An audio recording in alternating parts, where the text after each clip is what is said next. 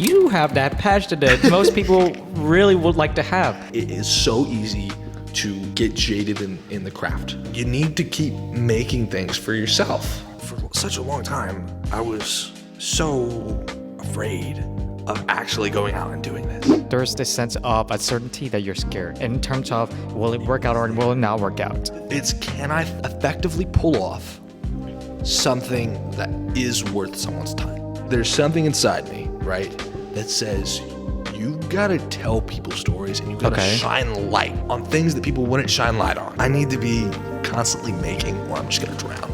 In our creative industry, we feel like we have to play catch up, or else if we don't do something what everyone else is doing, especially the heroes that we look up to, it puts a lot of pressure. If you don't get that under control, you will start to feel burned out and all that. My fear is me being changed as a person. If I make a handful of things that touch people that are close to me, that's all that matters. But it is so much harder to connect to people that don't have a dream. It's easier, right, when it's someone who wants to go the same way as I'm going. I think you can craft stronger friendships by crafting strong art. In other words, trauma bonding. Trauma bond. Because film is trauma bonding.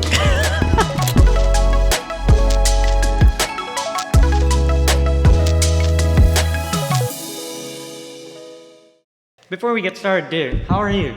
I'm good. You know, I had the little drive over here. My Wait, where did you drive from? I live in Santa Rosa, so we were at the beach today. Okay. My cousins are in town. My grandparents are in town, so had a little time over there. I've been lucky enough to just chill out at the beach for a while. I hate the beach, but good for you. You hate the beach?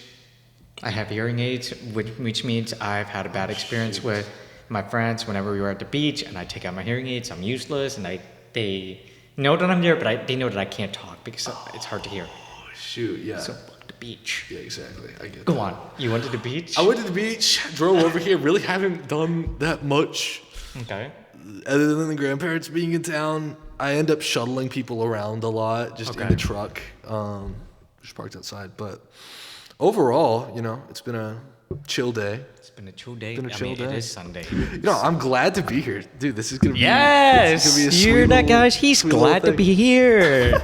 Don't forget to leave a review on Yelp. I will put and record on Yelp. Please give me a 5-star so people can actually trust me to have them show up at my house. Okay. Yeah. All right. So before we get started, dude, be honest with me. What is your win? What will be your win tonight? As in within this podcast, like what I want to get across. Everything in general, whatever you feel like. Everything okay. What is a win for you?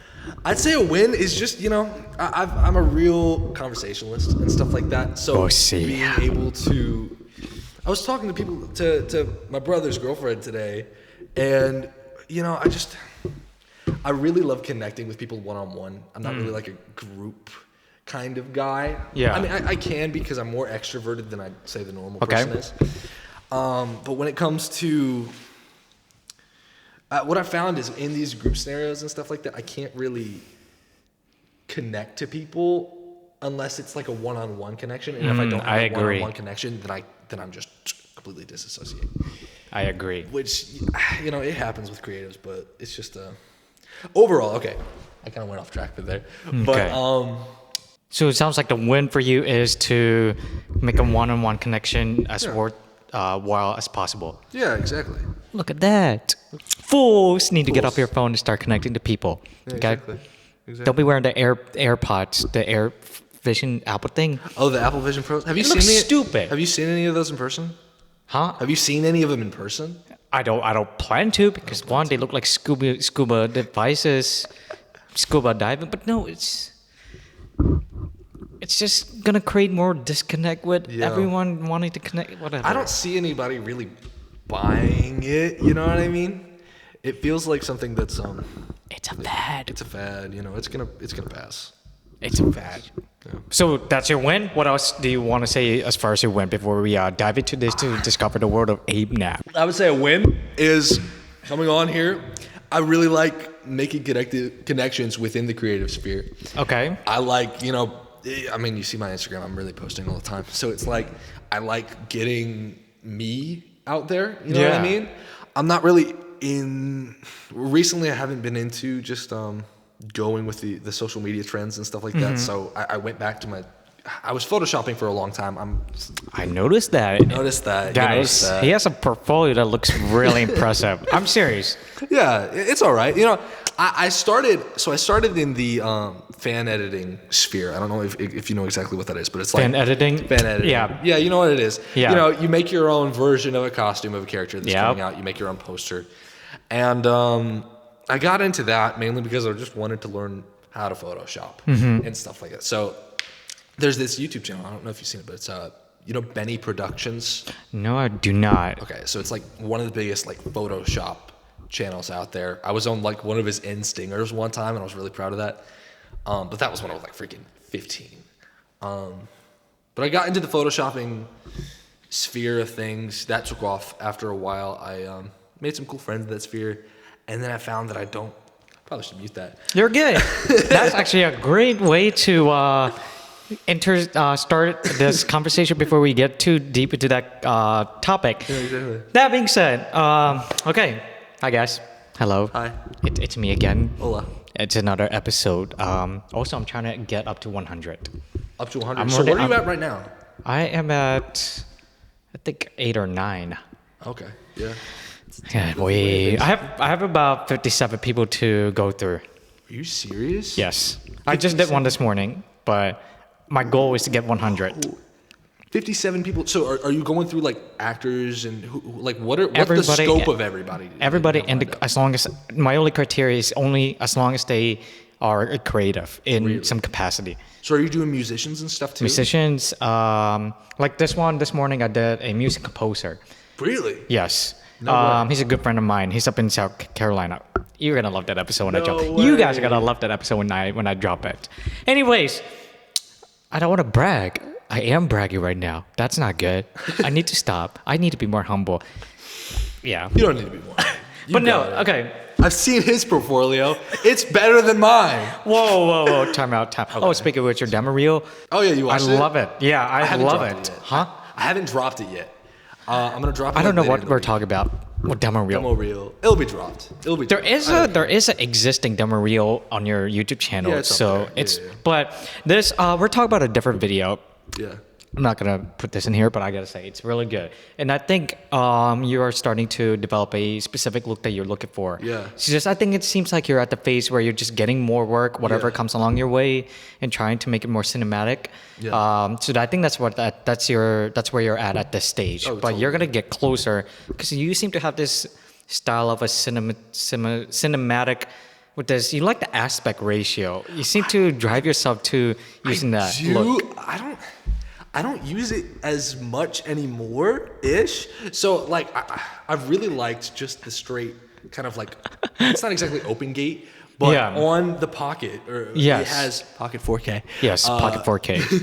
It's got like You're like good. you get a little bit more of an aspect ratio that's just like by Just a bit. this I remember, much. yes. And I just like the look of it for some reason because it feels like I feel like when I crop in on an aspect ratio or something like that, it doesn't feel as cinematic to me anymore because I know that I'm faking it.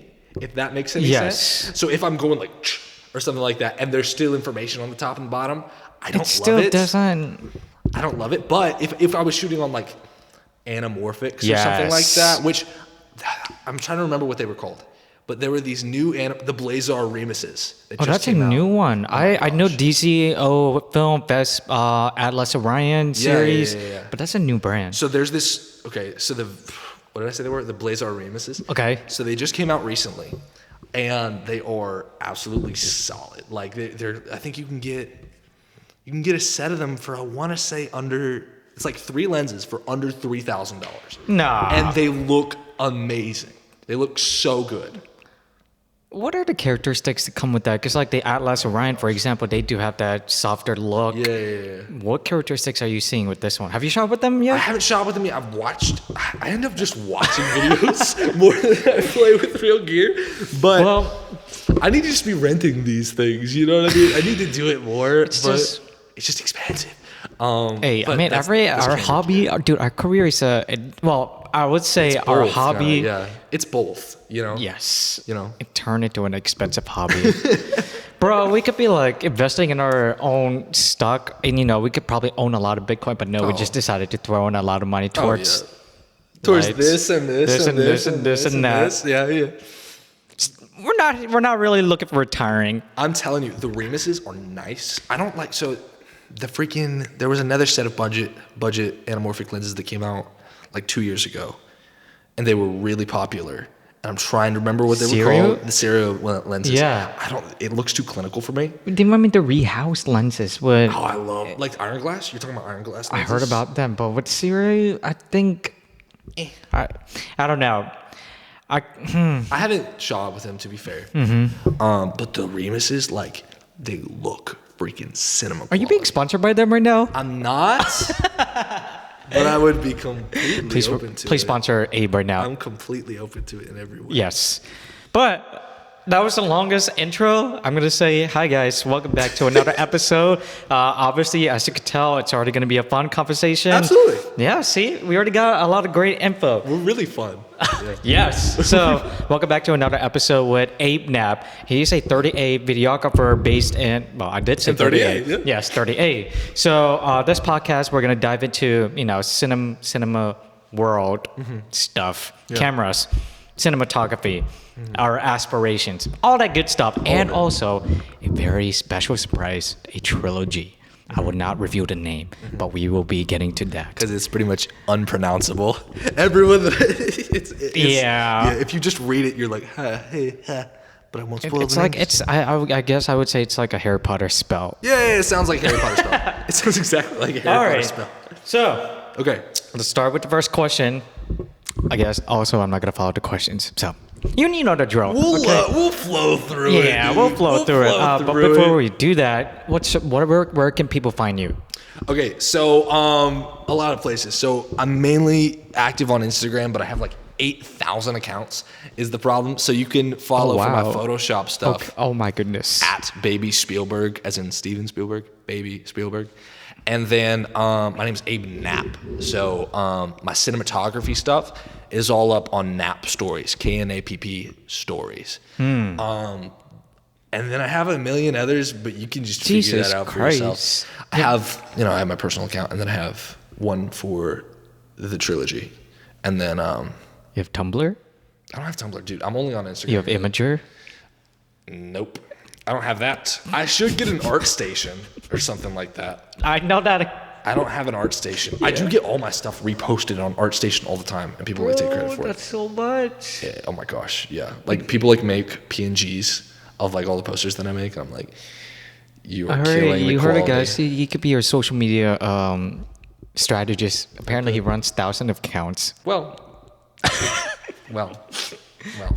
I mean, I do a lot of social media assets for a bunch of different places. Like my dad owns a pontoon rental business, so I used to run it. Please don't look into that because there are some cringy videos that I made that are like TikToks. Yay! Do not look into it.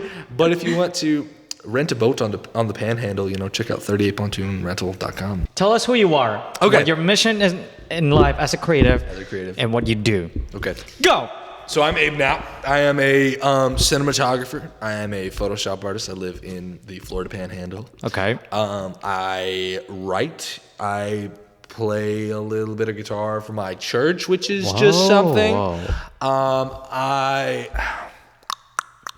just love making cool stuff, Yeah. And I really, honest to God, my mission was laid on my heart years ago. Ooh. And it's to literally how do I explain this? Like I want to try and make like a second Hollywood, dude. Like as violent and as crazy and as shoot the moon for the moon that is. Like I really love specifically like the 30A community and the people on there. But as you said before, like it's hard to find people, right? That's what you said.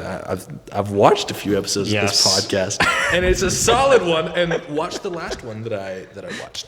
But dude, I love making cool stuff with cool people, like genuinely. And if I was able to just take some time and really make my own indie circuit or something like that. If I was able to make almost like a Monty Python kind of troupe with, people from around here, people from across who just maybe don't want to get into some of the darker side of Hollywood and get into just making things to make things and having real solid experiences making those things. You know what I mean? Yeah. You know what I mean? Yeah. But damn, you have a hell of an aspiration. That's crazy. oh my gosh, That's really good. I shoot too high sometimes, which is kind of a problem. No, you gotta shoot high if you want to go somewhere. If you're You're gonna right. shoot for mediocre content, no, you're not gonna go anywhere. Honestly, I would be so happy if all I did was make cool stories, right? If I was able to do way more, I would be also completely fine with that. But wherever I end up on that spectrum, as long as I'm making, Yeah. I'm completely fine with whoever I turn out being. Bro, okay, I gotta say, I'm really, really jealous that you do have that passion because, when you work so hard on this in this industry, you start to get burned out and you start to feel jaded. So, congratulations. You have that passion that most people really would like to have. I do. Well, the thing is, it gets lost so easily. Like, I mean, you've said it on the podcast before. Like, it is so easy to get jaded in the craft, right? But I've really looked into, well, what can I do entirely to combat that feeling of being jaded? Like, what do you do there, right? And it's just like you need to keep making things for yourself. And I haven't been doing it as much as I'd like. Okay. And I'm focused on this year and the coming years to make things that aren't just like thing for other people. You know what I mean? I want to really tell stories because it feels like I'm doing a lot of commercials, which I do love making the commercials. I'm doing a lot of Photoshop pieces and stuff like that, and I'm telling a little bit of a story. It's a fraction of like what I actually can do. And stop me if I'm talking too much. Yeah. This whole entire thing is not focused on getting curated parts of what you're saying. Yeah, it's supposed to get the raw content. Yeah. So if you feel like you're going on a tangent, you're not. Okay. That the purpose is to To have a podcast and have something that's to enjoyable. talk real shit. Yeah, exactly. So you're good. Exactly. So you're good. So shoot. crap. Where was I? You were talking about how what you were working on projects, but you were struggling with the fact that there's only like a small fraction of what you can do to show off your cinematography style and skills. Well, my ability as a storyteller. Yeah. You know what I mean? So I was up in Arizona. I was shooting for this lightsaber company, right? Oh, wow. It's actually... It's a flex right there. It was really fun. So, but the thing is, it was the farthest from home I've ever been, right? Which is kind of sad because it's still in the States. Oh, you feel like you're a homebody kind of a... I'm such a homebody. Okay. I'm such a homebody. But like, it was the farthest way I've ever been. It was probably one of the biggest shoots that I've done. Okay. And I filmed there with my buddy, Frank Platt. I love you. And I filmed there with a buddy, and we just watched Steven Spielberg's The Fablemans. Right? Fantastic movie. Okay. And that movie also totally gets you talking about cinema because it's about cinema, right? And I told him, I said, Frank, this is the farthest away from home I've ever been. This is one of the craziest shoots I've ever done. Yeah. And I didn't have like an oh crap moment for a second. Like, I'm not putting my feet in the ground deep enough. You know, I'm not taking steps that are big enough. Like, I need to be sinking my own money into doing crazy, outlandish stuff. And I feel like because it's our job, right? You have this is work, and then you have this is my passion. Yeah. Right? And when you're doing your passion, you're thinking, I should be doing my work. Yeah. And you totally, like, it becomes like, you totally forgot the reason that you got into doing this. Yeah. It's like, I need to be constantly making or I'm just going to drown. But there's something you said, you need to constantly make something, but you're going to feel like you're drowned. That sounds like a lot of people in our creative industry. We feel like we have to play catch up, or else if we don't do something what everyone else is doing, especially the heroes that we look up to, it puts a lot of pressure. Yeah. It's pressure, dude. But it's good pressure.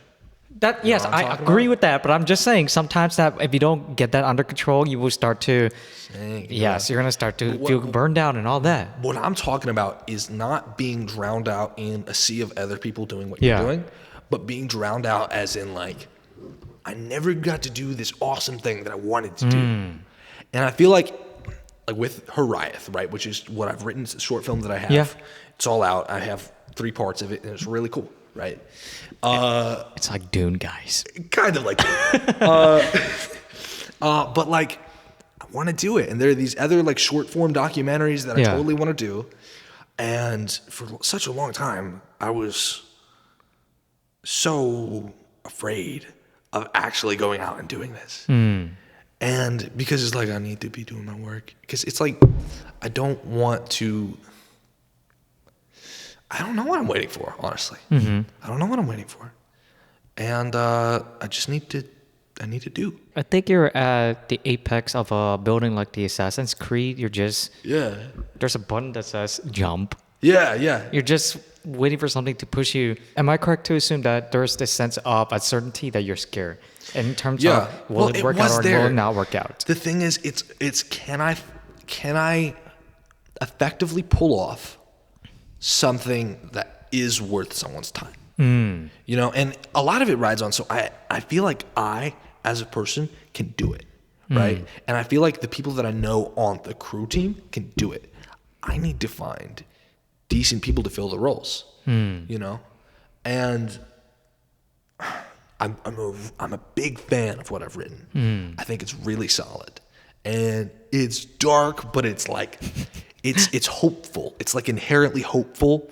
And it's filled with so much love that just bursts out from it. And it's a really solid script.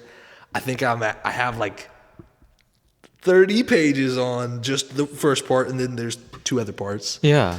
And I'm proud of it. And if I don't make it, I'm gonna die. You know? Wow. Okay, so before we get into that, we're gonna we will be getting to that trilogy. Yeah. But I love the information that you just spit. First of all, the struggle of choosing the work and your passion, all that. That's a great answer. So you know you're doing great. That's sweet. Okay, yeah. So wow, we are jumping all over the places here because We hit like 30,000 different points. I had one question about that trilogy, and now we jump back up to career, which you were talking about the work and balance. Yeah. Yeah, see, guys. Look at that. I don't care about rules, conformity, whatever that is. Yeah, no, not at all. Okay. All right, now we're gonna start with the personal life. So, Abe, what happened in your life? It was on a dark, stormy night. What was that day like for you to decide out of all the career? Choose that. You are so maddening enough to choose a career that will not provide. Yeah, exactly. For most of the time, it will not provide sustainability, financial security. Yeah. What got you into this? Dude, it's not like I could have chosen a million other jobs. Yeah. Right? I could have been an architect. I could have been whatever, right? Really? I don't know. I could have been something. I'm just listing examples. Yeah. But there's something inside me, right, that says you gotta tell people stories and you gotta shine light on these on things that people wouldn't shine light on. You know, like individual real stories. In like you have to I have to be making something. You know what I mean? Like it's weird because ever since I only had like one other career thing, and it was when I was like freaking 4, and I was like, I want to invent things. And then well, I was like 4. So every kid is like, let me build a jetpack. But it's like I you know, and then you know, I had it placed on my heart that all I want to do in my life is make. You know what I mean? And if I don't, again, it's like what I was talking about with HIRAETH. If I don't end up making, then I'm just going to feel like you're drowning and you're dying off. Yeah, exactly. But on the other end, I was really scared about the financial stuff, right? Yes. But I'm fairly well off. And I was like, what in the world? You know, it's something that you don't... Because everybody's like, oh, yeah, you know, the money's bad and stuff like that. But then if you work hard enough at it, right, and you find the right people, I wouldn't say I'm like super well off, but I'm okay. And I'm fine with it because if I was working a 9 to 5 or something like that, I tried that, you know, and I can't do it. I can't do it. I'm gonna have to do an counter argument to that. I Okay. used to be in that mindset. Yeah. Working in a 9 to 5, yes, I Yeah. had that mentality. It was like, nah, I ain't gonna follow your rules and all that. But it wasn't until the struggles of having to do freelance, like we And just do it had, for yourself, it's such a different dynamic and change. It's a Yeah. big change. And one thing I would say, if I could tell my younger self, Kino, you little, why are you so stubborn? You could have done this years ago.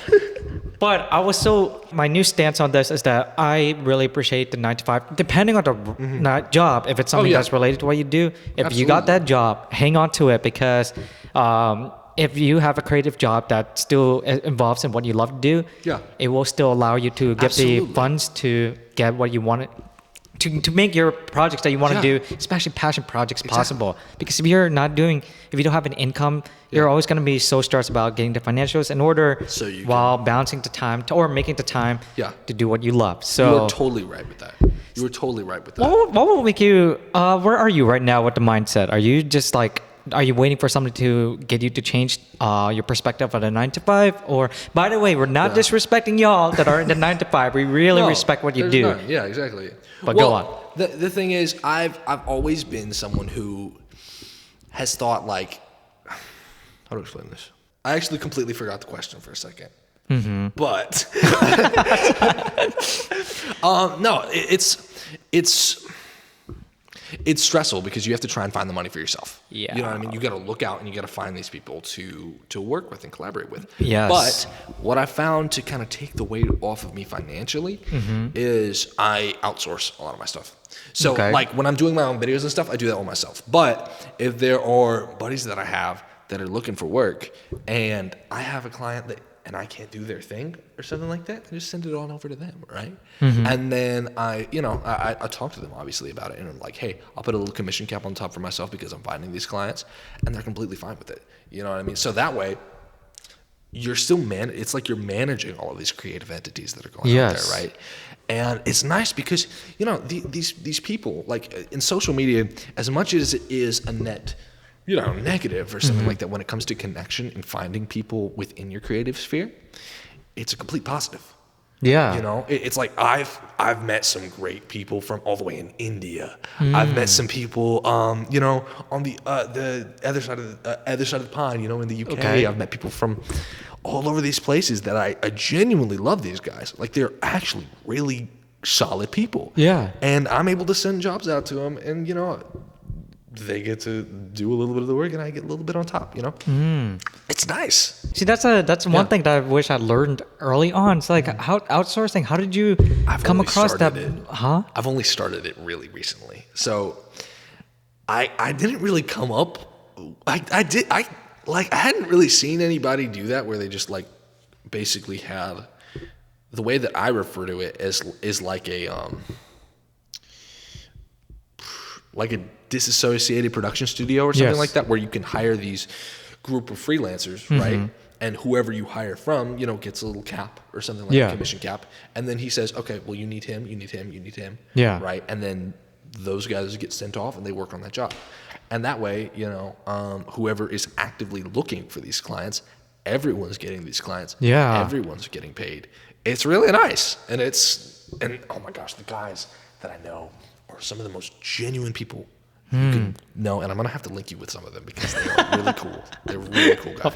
Of course. Yeah. I think one of the benefits about outsourcing is because if you were like what you said, if you had a video edit and you send it off, it's like you're earning money when you go to sleep because the video is getting done while on the other side of the planet's day, and when you wake up, it's already ready to go. You send it off.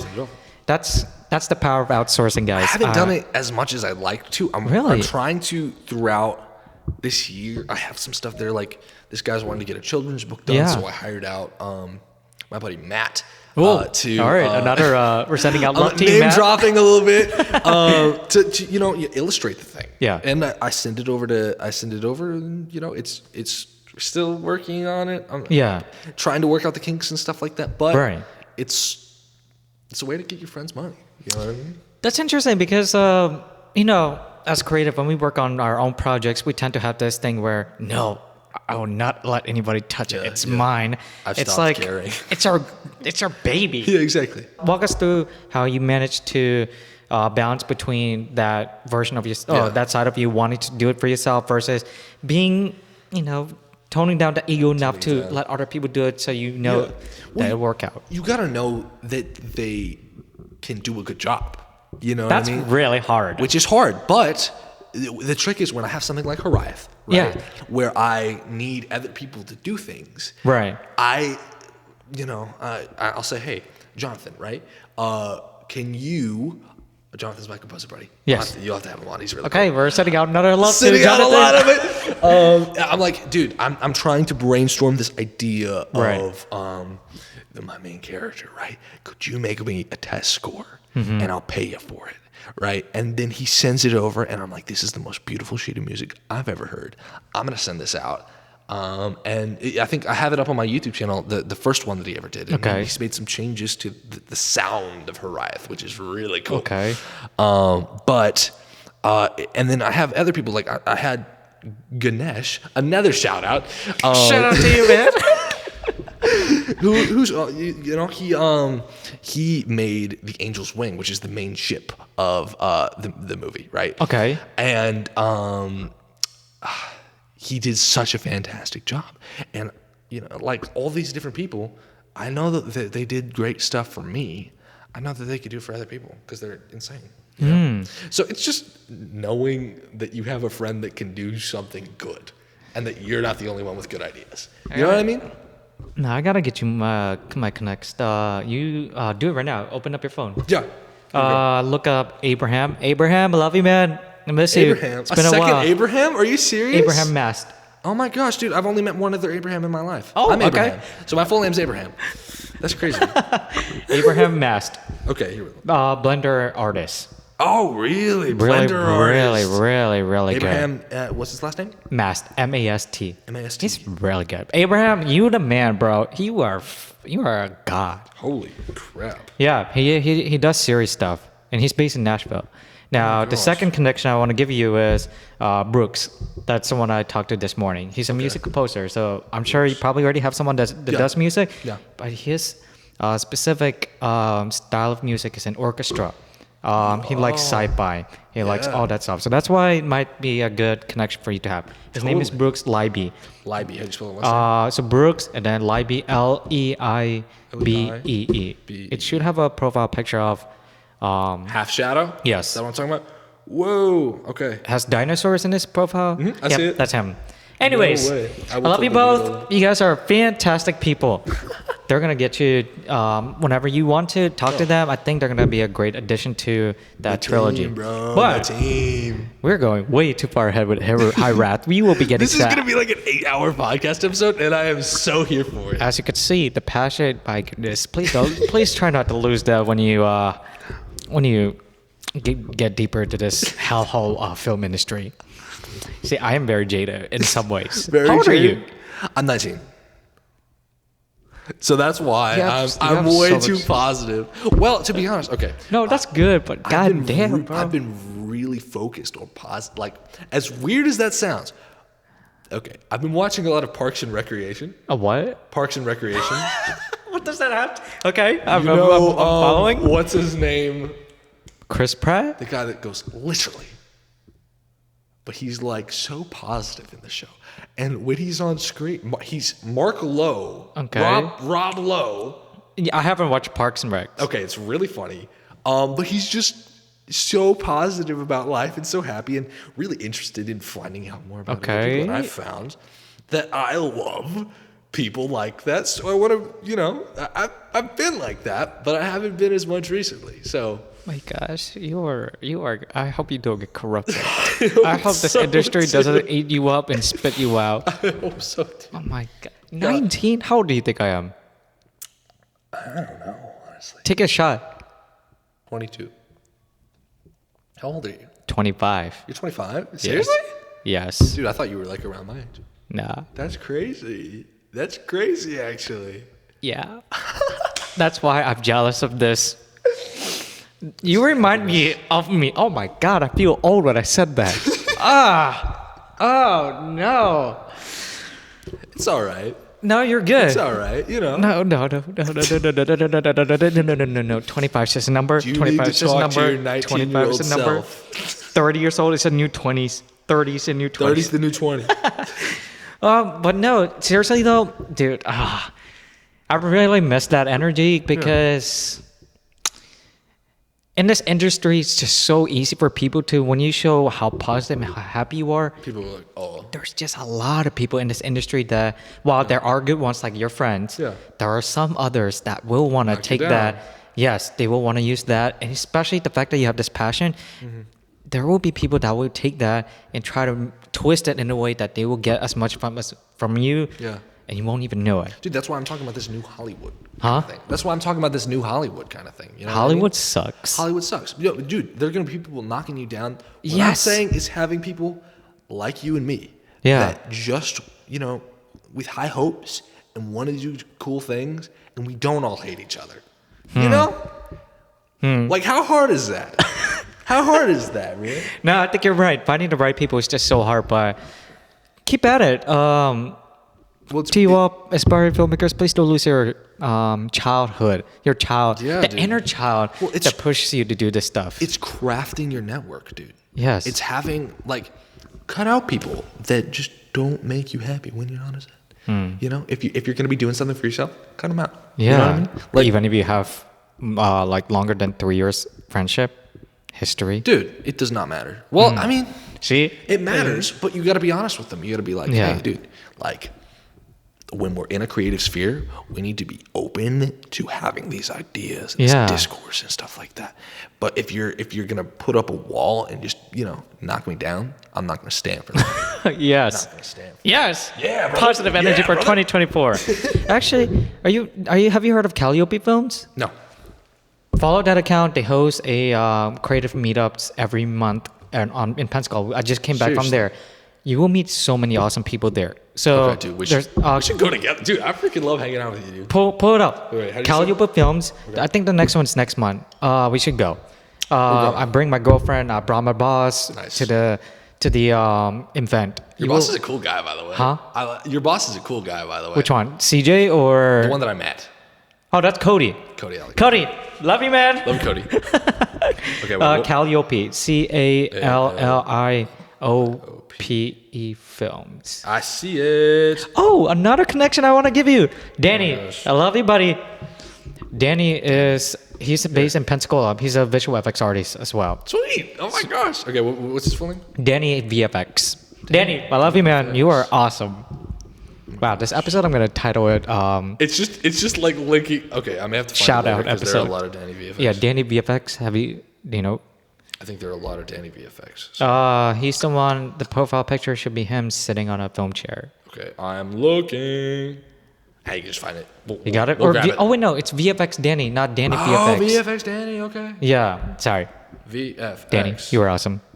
This is just shout outs to the episode. Yes, shout outs of episodes. Okay. Oh yeah. Very talented. Wow, look at that account. Yeah, he's very talented.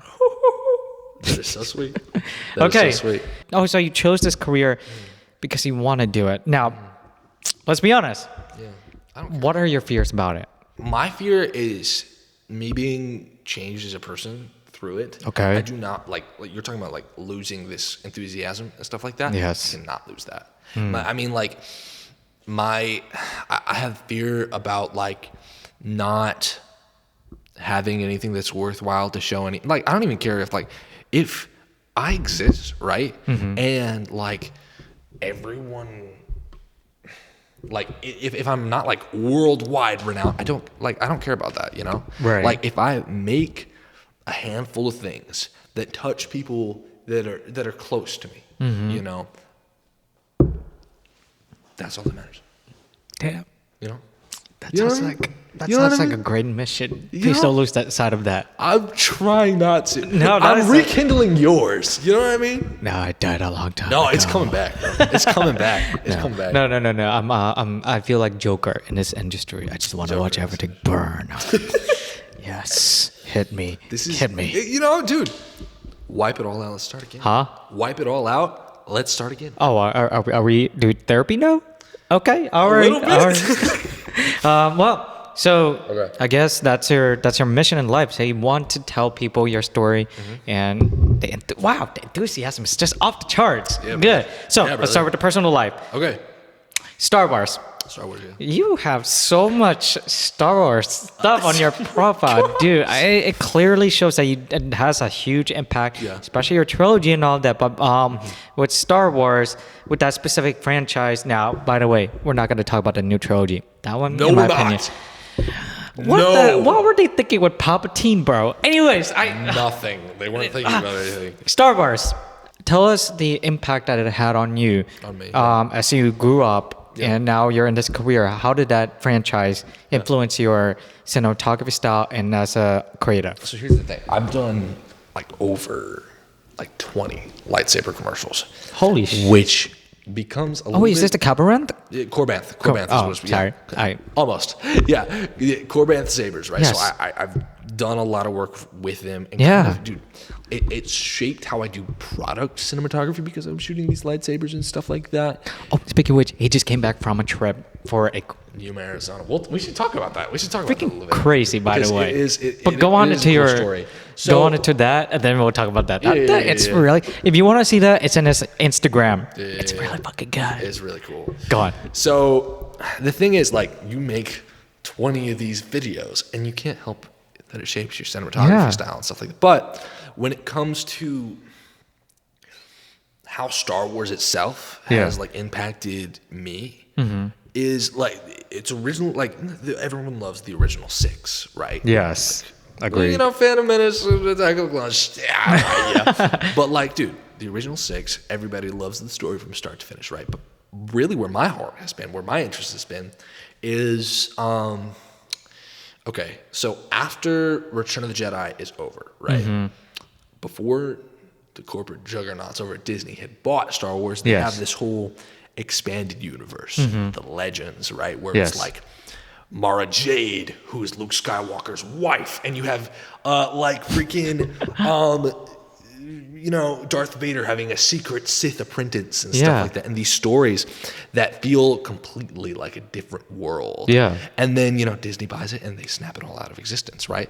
So I see the pun. Disney with Thanos snap. Yeah, exactly. But I've always been interested in what could have been, and the cool thing about HIRAETH is it is, I don't know where the word actually comes from right now. It's a project. How do you not know that? I know. I'm forgetting it right now. I think it's a Welsh word. Okay. I'm pretty sure, which means a world that you can't return to because it was destroyed, or a world that you can't return to because it never existed. Right. So that whole idea of that whole time period of people who were reading all of these things and watching all of these things and playing all of these games, and then suddenly it's gone and it's like it never happened, right? That influenced HIRAETH in a big way because that idea is really interesting. Yeah. But Star Wars itself, mainly George Lucas's intent behind the series, and I loved seeing. I studied his process of how he ended up writing all of that stuff. So he originally had formatted 9 movies, right? Right. But not the 9 movies that we know now, or maybe it may have been 10. I don't remember. And he had the first movie being a prologue. The second 2 movies being a 2-part epic about the story of Darth Vader, and then it goes into the grandchildren and all this different stuff. It was 12 movies actually, and I found that idea of him formatting all of this stuff super interesting because it's so crazy, and no one had ever done anything like that, and no one has done a 12-part epic of one story. Well, I mean, Harry Potter's the one that comes closest. Harry Potter's the one that becomes closest. Yes. Exactly. But George Lucas's original intent of doing that was something that had never been done before. Right. And I loved how high he shot. And dude, someone to come up with a story of 6 movies, because I only see it as 6 movies, but because I don't count 7, 8, 9. No one counts 7, 8, 9. Yeah. But how he shaped that, dude. It's influenced my writing style mainly, more than my cinematography style. I think my cinematography style is closer. At least I'm wanting to push it closer to like the Richard Donner Superman movies, which are what? The like 1970s Superman movies. Wait, is that what George Reeves? No, Christopher Reeve. George Reeves is Christopher the one. Reeves. Yeah. I got those names mixed up. Yeah. Oh, so you want that style? I want to push it towards it. You know what I mean? I love the practicality of everything. Wow. The thing is, my stuff it's like all handheld, and you're moving in, Yes. and you're moving out. But I've been so attracted, and I cannot. It's so hard for me to do, but I want to just keep stuff on sticks all the time now. Oh, dude, I can relate to that. I want to, because it's more. I watch movies, and then I'm slowly starting to realize, like, no one's moving the camera. Dude, I know, right? It's only really with the Steadicam, but it's with the Steadicam, just or let the dolly scene- track. Yeah. Yeah, the scene, let the scene tell everything. Play out, dude. Yeah. The movement, bro. I used to shoot music videos. I thought it was cool, but I kept swinging left and right, left and right, left and right. I was like, this looks cool, but it makes it a pain in the editing room. Too. Huh? It makes it a pain in the editing room. yes. Because you're like, the select Just is like, stay the clip is still. like this long, and then the select is like this big or something like that. That's Yeah. really good. And then I'd have to like make everything like 0.5 second cuts and stuff like that. But recently, I want to try, is all I'm saying. Wow. So you want to try the cinematography style where everything's just, you want to stick to the sticks. Yeah. Just stay still. And then, oh man, you want to do trilogies. Well, now that's a great ambitious goal to have. When I say trilogy, it's not like 3 feature-length movies. Right. It's basically one movie, right? But it's split into 3 parts of like 15, 20, 30-minute parts. But in and of itself, it's absolutely terrifying. And honestly, right now, I'm content with just doing one. But we'll see. Now, what the other part of the fear when it comes with managing expectations with all of that, how are you? I can't. Tell us how walk us through that experience, because that's an important thing, because especially people like you that are starting out, they get wrapped up in the expectations, like they start to get into their head that they can do it, but how are you managing that expectations? That I'm not. Oh. No, I'm not. Oh. No, well, I want to say I am. Mm-hmm. And, I am content with getting to just getting stories out. Right. But my aspirations are so astronomically high. I know I can't hit them, like really. But to have that like end goal in mind, and if I'm just shooting a little bit lower, I don't care about it. You know what I mean? But like, the expectations are huge. They really are. But I think that if I can really, set into my ways and go for it, which I have been trying. Right. I have been trying. Then I can do something that's worthwhile. But no, my expectations are my expectations are way too high, and I can't bring them down. I can't bring them down. So you have your force, like in Star Wars, the expectation that you have is just like it's so strong in you. It's like the Force Awakened. The Force Awakened. You're literally the Force Awakened right now. Wow. I've been aware of it. I know that a lot of the stuff is insane. Yes. Right? Well, not insane. To people, they will think it's insane, but to the right people, they will see that as possible. As possible, but also like, dude, if you have like some kind of crazy project, I want in. You know what I mean? I've gotten to a point which is difficult for me financially, right? Okay. But if you have a project that is cool enough and like interesting enough and really grabs my attention, or if I just like working with you, I will jump on for completely free. Wow. I don't care. I've stopped. That's the thing. I've stopped Make sure you caring get paid, about.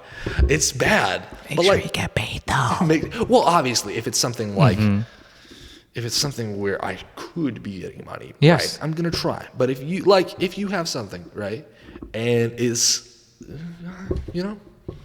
that's just where I'm at. Wow. That's just where I'm at. I love the confidence with that one. That's where I'm at. That's good. That's good. Yeah. Well, dude, like if you have a story that you want to tell, who am I to be like, well, pay me first, right? You know, like, because we're buds. You know what I mean? We're buds. I'm gonna help my bud, and like obviously, I pay my friends whenever they work for me and stuff like that. But like, I don't like if you want me on a project, if you're doing a cool documentary, if you're doing a short film or a music video or something, and you're like, dude, I just want to work with you, call me up.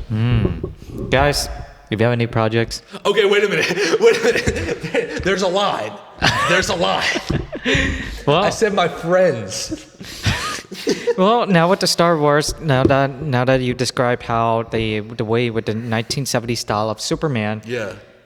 What about the photoshopping thing with the fan arts? Yeah, the fan tell arts us and stuff like that. They were good. They're pretty decent. Yeah. So a lot of it, again, like I was saying before, like it came from I just wanted to learn Photoshop and stuff like that. And then it got to a point where, you know, a lot of the social media traction that you get with Photoshop is recognizable IPs that people really like. And like, I'm a real fan of DC. Like Superman is, I think, one of the best characters like ever. DC? Okay, there's a Marvel. line. I like Marvel. Well. I like Superman and I like the Justice League, but I don't like the DC extended universe of like the movies that they've been making recently, like Batman vs Superman, that kind of stuff. I don't like that. Wait, are you talking about the Snyder Cut? I didn't watch. You don't like the Snyder Cut? I didn't watch the Snyder Cut. What? I'll watch the Snyder Cut. I didn't watch the Snyder Cut. What the? It is, in my opinion, the best portrayal of the Justice League, in my opinion, that DC has come close to. Well, yeah. Well, the thing is, how do I explain this? I haven't seen it, so I can't really comment. Oh, you have to, man. I'll watch it. There are aspects of Man of Steel that I really love, right? Where it like I like the format of the storytelling and stuff like that, but I am a Christopher Reeve big guy. Right? Really? I love Christopher Reeve. I think he's one of my favorite actors of all time. I'm obsessed. You think Henry Cavill lived up to the Superman name? I think that he could have, but I don't think he has. What do you mean you expanded to that? Expanded to that. Well, okay. We'll go into this. Okay, all right. Okay, so there are a few like standoff things that I think qualify him as being possibly the best Superman. Henry He Cavill? tried. Okay. But it's not that he didn't try, because I think if he was given Christopher Reeve's script, he could have. Well, I don't know about Christopher Reeve's script, because I don't think the original Superman movie. Okay.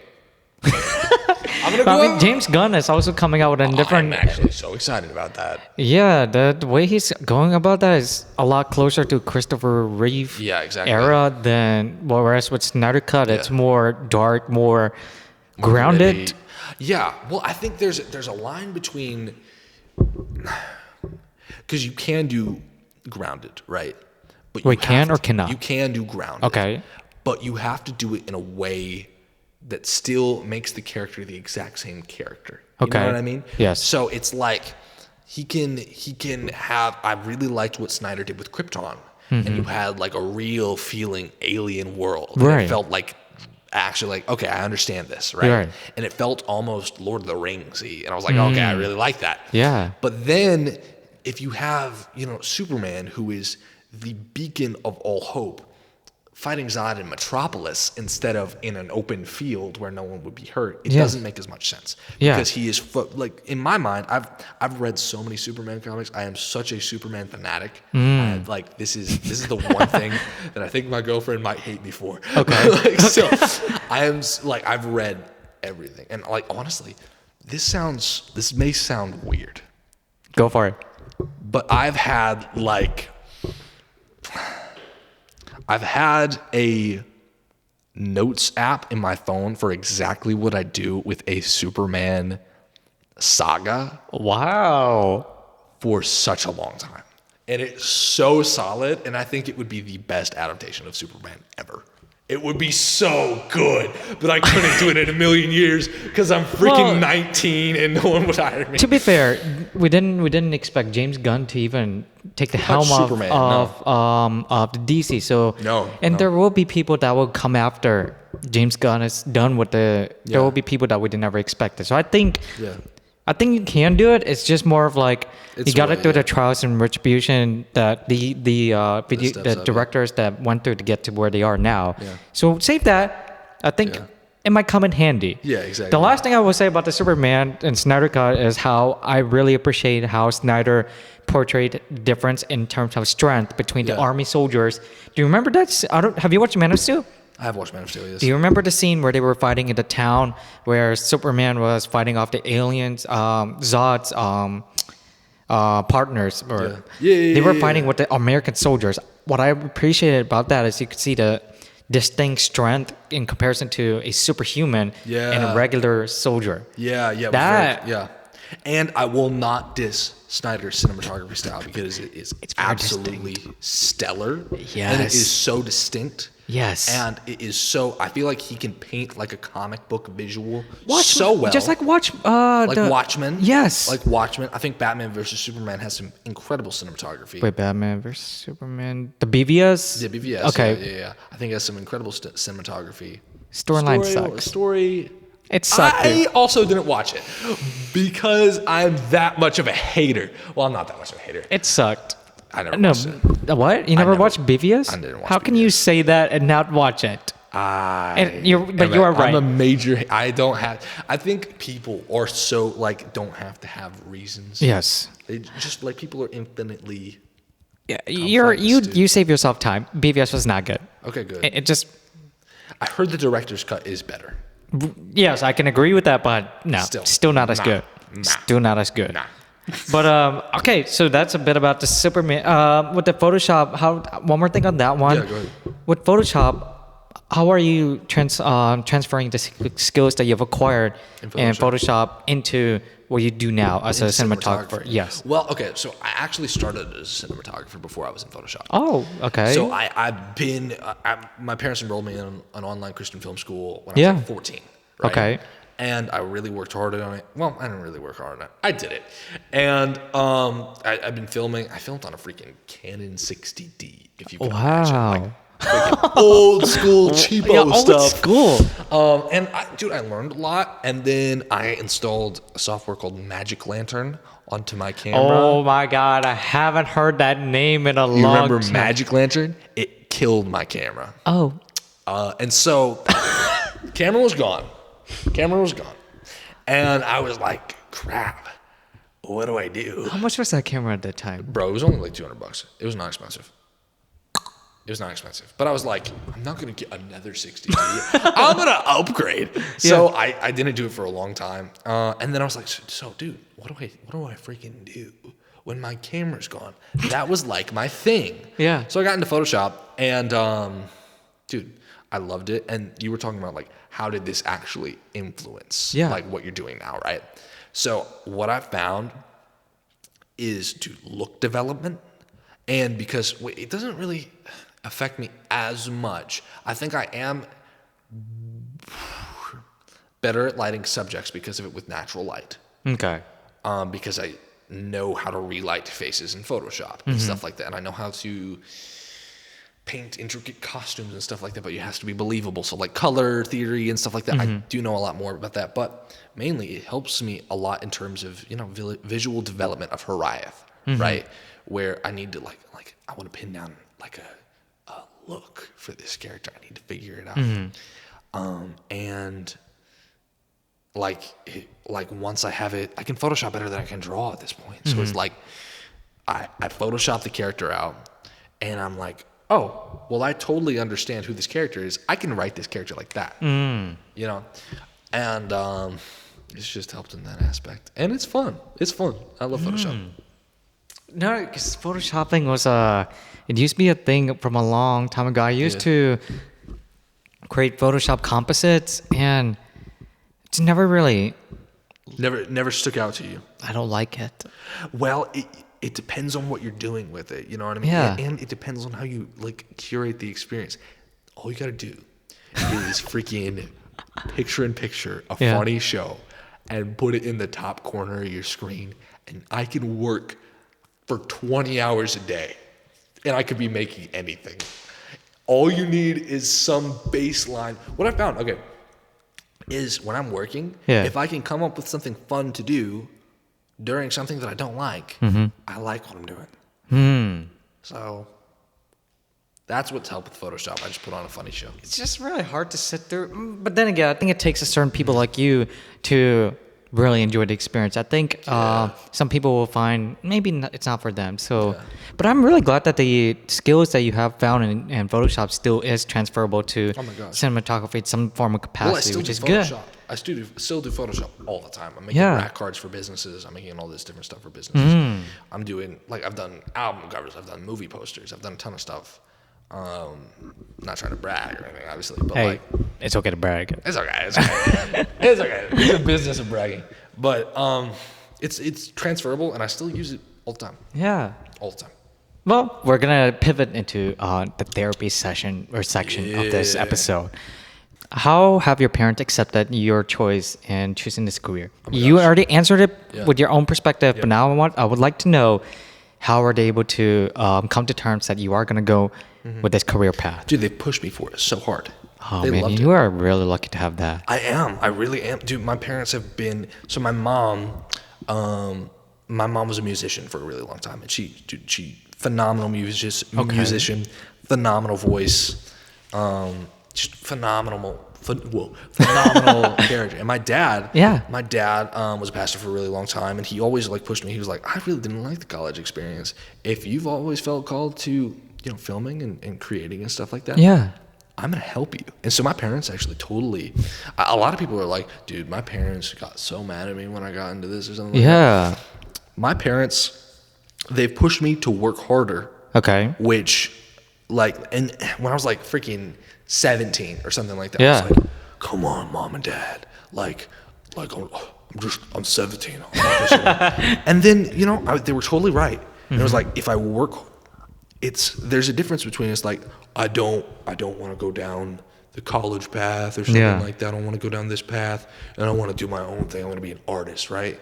But you're not working, then you're just not working. You're not trying. You know what I mean? And it's like, my parents pushed me to work hard in what I was doing, but also they were so supportive, and I really thank them so much because, dude, I know so many parents who would have killed their kids if they did this. Killed them. I'm beyond blessed. Yeah. Beyond blessed, dude. Now that's a weird thing to have, especially because I understand as I got older, I understood where my parents were coming from. But Jesus Christ. Yeah. That's not something you should take lightly. The fact that they're doing that, it's just like, how has that boosted your confidence in going forward? So much, dude. I don't have to. The thing is, I only have to worry about letting them down. You know what I mean? And I don't see them thinking that, really. And it's like, I really admired like how they saw this, and my parents are people who love the arts.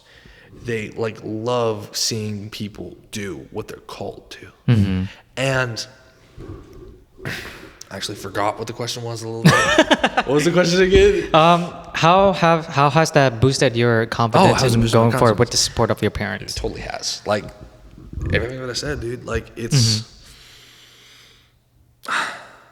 is 1 in a million, and I'm so glad that I have it, because if I didn't have it, if I didn't have them kicking me in the butt, I would have been doing nothing.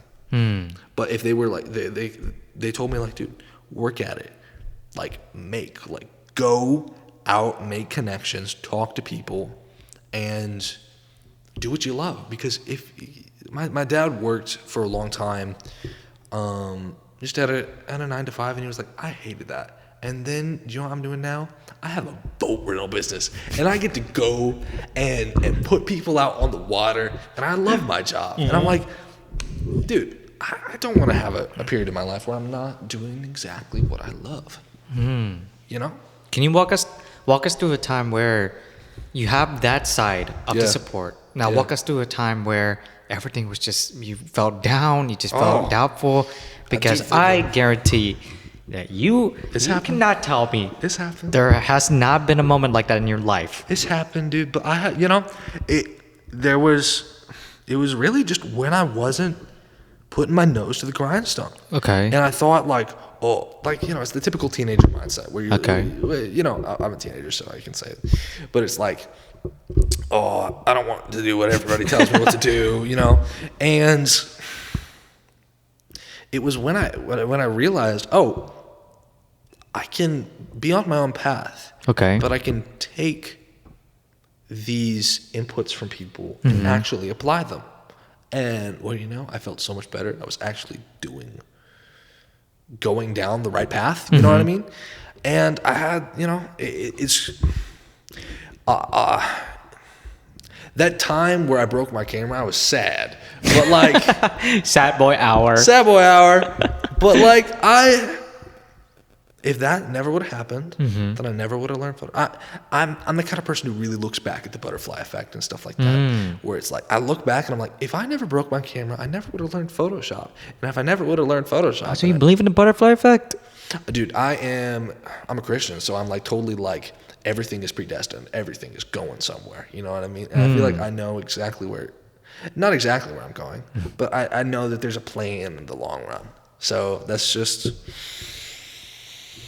It's cool. That's the hardest part because even when I was doing this for a while, it's just the fear of you say that it's all pre-planned, but well, guess what? I would like to know that plan in paper. Oh, dude, I do too. Don't think that I don't too. Everybody does. Everybody was just like, oh, I know exactly what's going on in the long run. But nobody knows, right?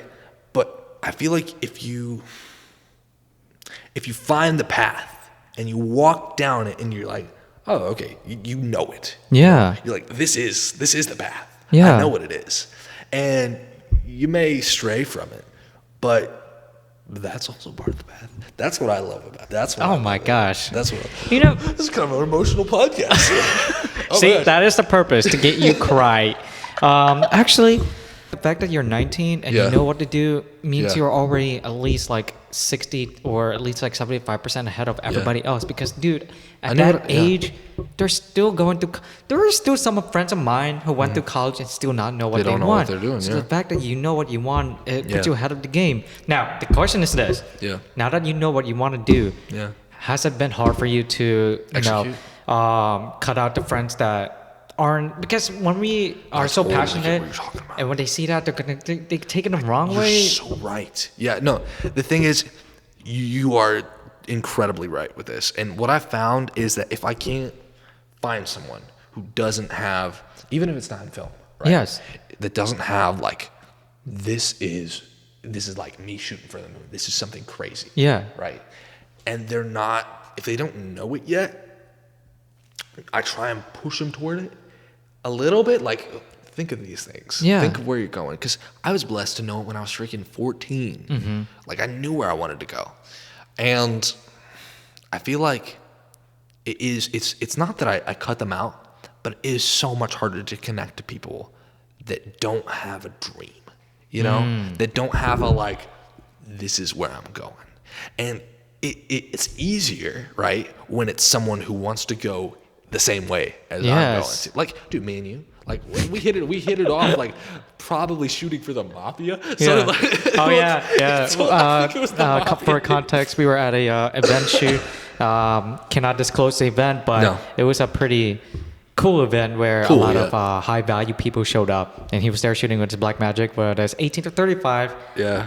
And it was a big ass rig. Whereas I showed up with an FX3. His rig is so light, and I'm so You're gonna jealous. get a carpal tunnel, dude. I'm going to do. But go on. I'm gonna have jacked forearms by the end of shooting. Yes. By the end of shooting with this thing, dude. Unless you get an easy rig. I actually won't. I've played around with one. I got to use an easy rig, and it was a Ronin 4D. Oh, are you talking about the chicken head? Chicken head, bro. I call it a chicken head. Yeah, it's totally a chicken head. Wow. It was nice. It was nice, and I get to use a 900D. Damn. And were you at a camera show, like an expo? I wasn't. So a buddy of mine, Dylan. Hi, Dylan. Hey, Dylan. Another shout out. Has a ton of gear. And I was doing real estate stuff with him for a while. Okay. Not doing it as much anymore. Who knows? Yeah. But going back to the experience of, it's just so hard now. You want to find the right people. How is that like in this area? It's hard, but when you find someone, it's fantastic because they're so desperate for it and they want to find it. Like, dude, I found you, right? and you were like, dude, it's so hard to find people in this area, which I agree with. But I also think that if you look hard enough and you find the right people, it's so much more worthwhile. You know what I'm talking about? Like, it really, if you're trying to find creative people, go to 30A and film whoever's playing music. And like, I'm buddies with Dion Jones, who's Dion Jones of the Neon Tears. You should totally have him on this podcast. He's such a chill guy. Sup, Dion. He, like, I was out. I was actually filming for my buddy, who now goes by Buddy because he's also a musician. What's up, Michael? And right after we were getting food, and Dion was playing, I was like, dude, can I shoot you? And he was like, go for it. And then we totally worked together, and I went to film him at a studio and stuff like that. And he's a super chill guy. And it's, again, I do agree with you that it is hard to find people, but the people here are so awesome. Well, with that being said, do you ever see yourself going to LA or Atlanta or New York? Maybe Atlanta. See, because here's the thing, 38, Atlanta. all you think of is tourists. In my opinion, I've said it in previous podcasts. Not that I don't have any hate, but it's just the way I feel. It just feels people come down here to retire because it's a place to relax. People don't go down here to build. But there are people here that are trying to do that. Whereas with ATL and Atlanta, or no, ATL is the same thing as Atlanta, New York, all this place you have access to people just like you. So is that in your predestined plan?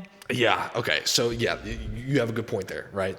But within this, the thing is, there are so many memes where it's like you get to Los Angeles and it's like, so you're the special guy from your hometown that everybody said was going someplace, right?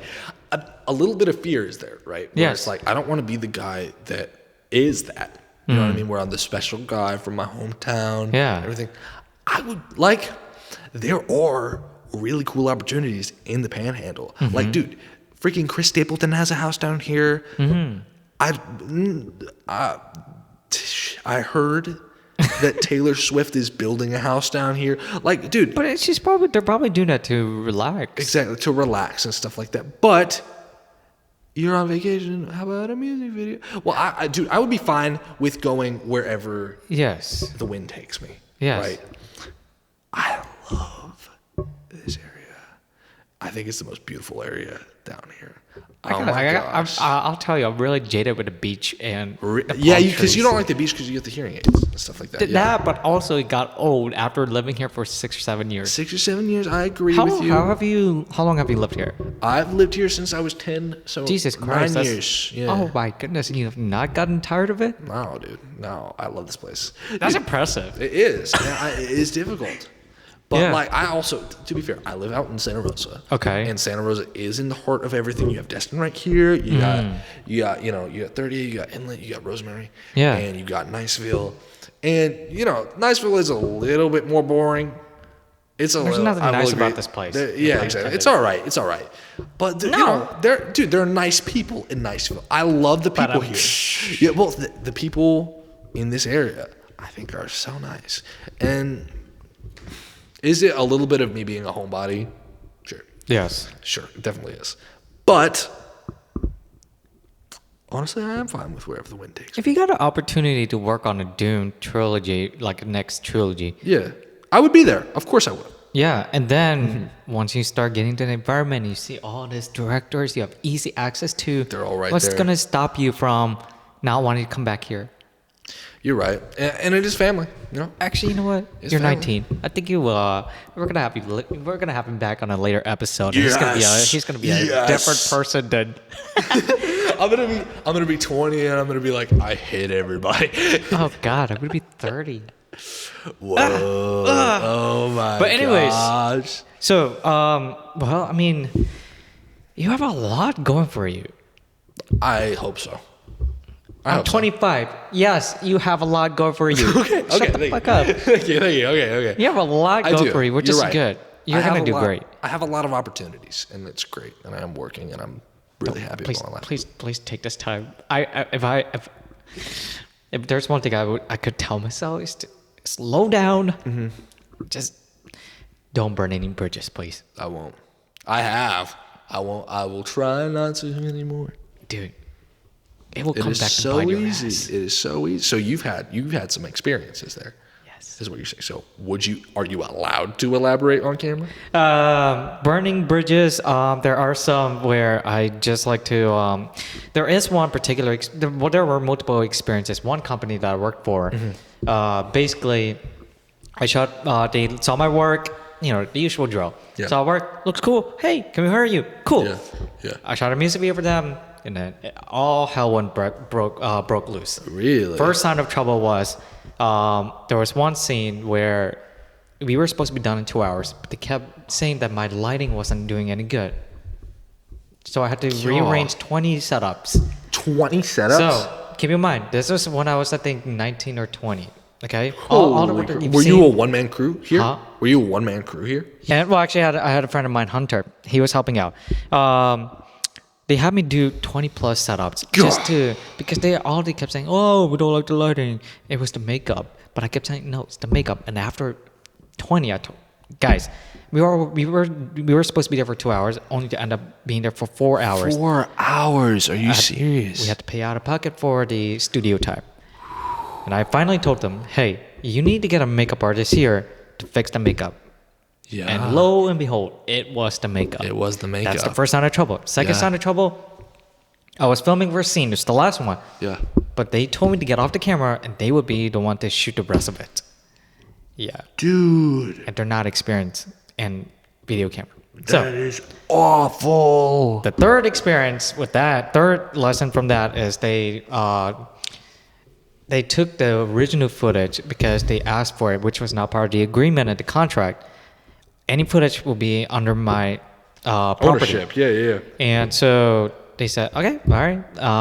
I found out later on they took the exact same footage, outsourced it to somebody in LA, and used some of the parts that they told me not to use, but they ended up using it. The editor used it, and the color grading was just terrible.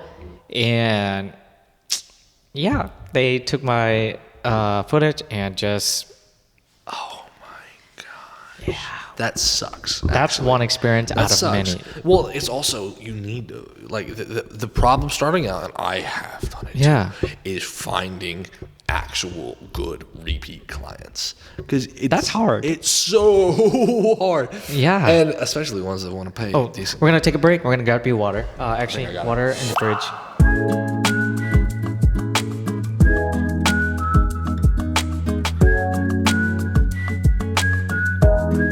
Into the repeat clients, because that's I think if you have a repeat client, that is the golden type of it's a golden egg versus a one-off client. It is nice. Walk us through how you've been able to, or walk us through how you're working towards getting as many as possible. So the thing is, I have a handful, and when I say repeat clients, it's like they're all on different schedules. You know what I mean? So one may be repeat every 2 weeks. Yes. One may be repeat every week. Yes. One may be repeat every 3 months. Yes. 4 months, 5 months, or they just come back. Honestly, people generally, there was one guy that was awful. All the names discussed in this episode have been revised to protect their identity. Revised. Yes. Except the people that we said nice things about. We Shut still up. love They are you. real names. We still love you. It really just came down to asking and asking and asking and asking, right? So bad idea, right? Bad idea. But to some people, it totally works. And I have burned a few bridges. Yes. But I have strengthened others, is the Okay. thing. So I'm really good at pitching. Like, I can pitch like that. So like, I'm like, hey dude, I have this really cool idea to modernize your website. Right? Okay. What we're gonna do is this thing and this thing and this thing and this Okay. thing. And then they're like, oh, well, we can't do all of that, but we can do that one thing. And that happens every single time. So I just over pitch way to this guy, and then they're like, okay, we'll do another one. Okay. And then what I kind of do is make myself invaluable to a way. So like, I am this brand's only video guy.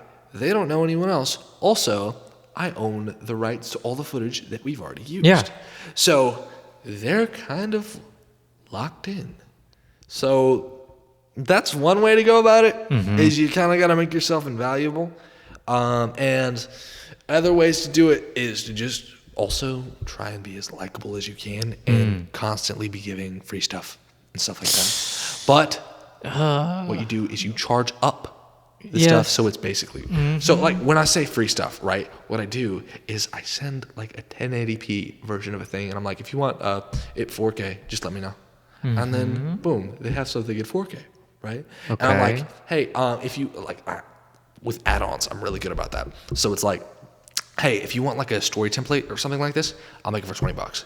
Okay. And that takes me 5 minutes. Like I just do that, send that out. People like free stuff, and people like cheap stuff. And then they're like, this guy actually likes me, and he wants to do more stuff with me, right?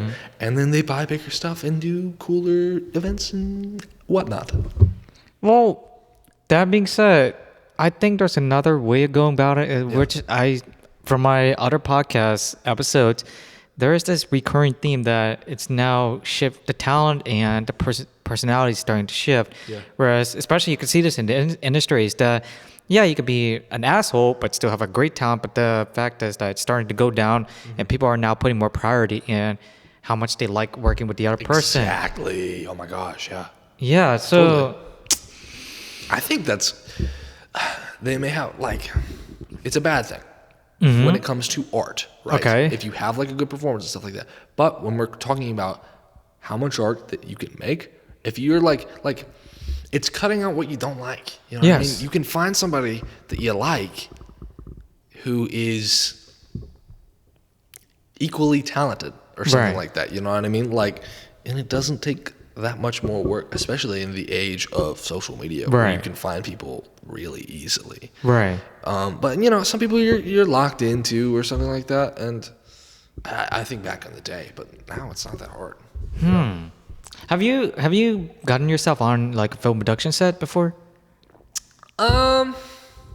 Once, but not like I wasn't really doing anything. I was just there. Oh. Yeah. Try to get yourself on a set. It's a whole different world. How do you do it? Because you're part of this production company. You guys get hired out, right? Do like these studios that want their stuff on commercials and stuff like that? Well, with this company that I'm working for, One Shot Creations, love you guys. One Shot Creations. They're a video production company, and they're more focused on the commercial and real estate kind of stuff. So we're not really like a film-centric studio like you would see in Hollywood. That's where they're at. Yeah. And with the experience of being on set, that comes from having connections with people in the industry. So I have a couple friends of mine where they've taken me on a film set, and there are some where I just somehow found my way to it. Yeah. I'm glad I'm not working in that environment anymore. Yeah, really. It's 14 hours plus. It's like you have to drive back and then go back to the same set. So it's that kind of environment where I once thought was glamorous. You know, you get to be close to.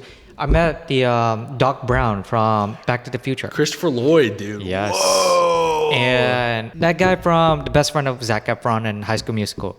Corbin Bleu. Yep. Yeah. I saw how everybody's working. It's just like this glamorous side of Hollywood that I once fell in love with just became this kind of like a lifestyle that I wanted to live, and I just ultimately didn't want to. Yeah. Because I don't think I'm gonna be in that environment as much.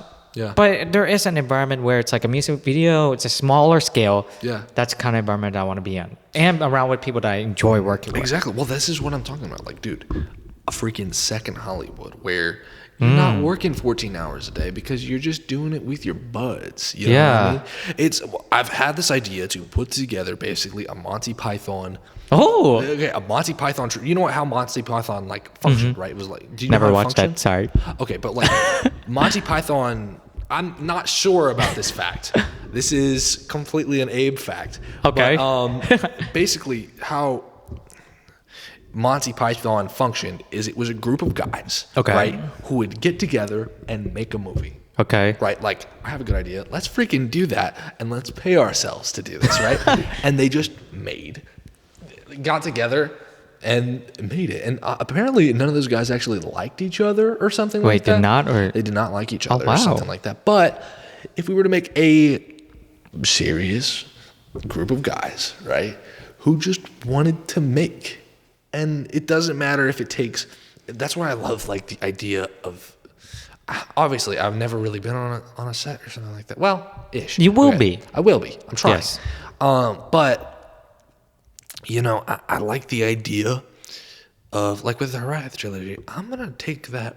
That's going to take a long time. And I'm weirdly fine with that. Yeah. You know, it's like push it out or like make it slowly. So number one, production quality goes up because you are actually like, you know, you're acquiring more money over the course of this time. So you're able to put more money into it, right? And again, this is all theoretical, so I have no idea. And you know, you get to like actually just enjoy the experience with your buds instead of it just rushing through.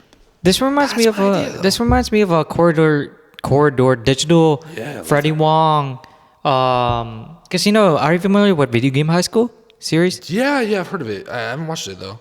He started off with a simple concept, which ballooned into a full-on production that looks like a real TV show. So, and they were working with their best buddies. Yeah, so that's totally what I want to do. Ah, man. Doesn't that sound appealing? Huh? That sounds appealing, right? It is. It sounds like something to do.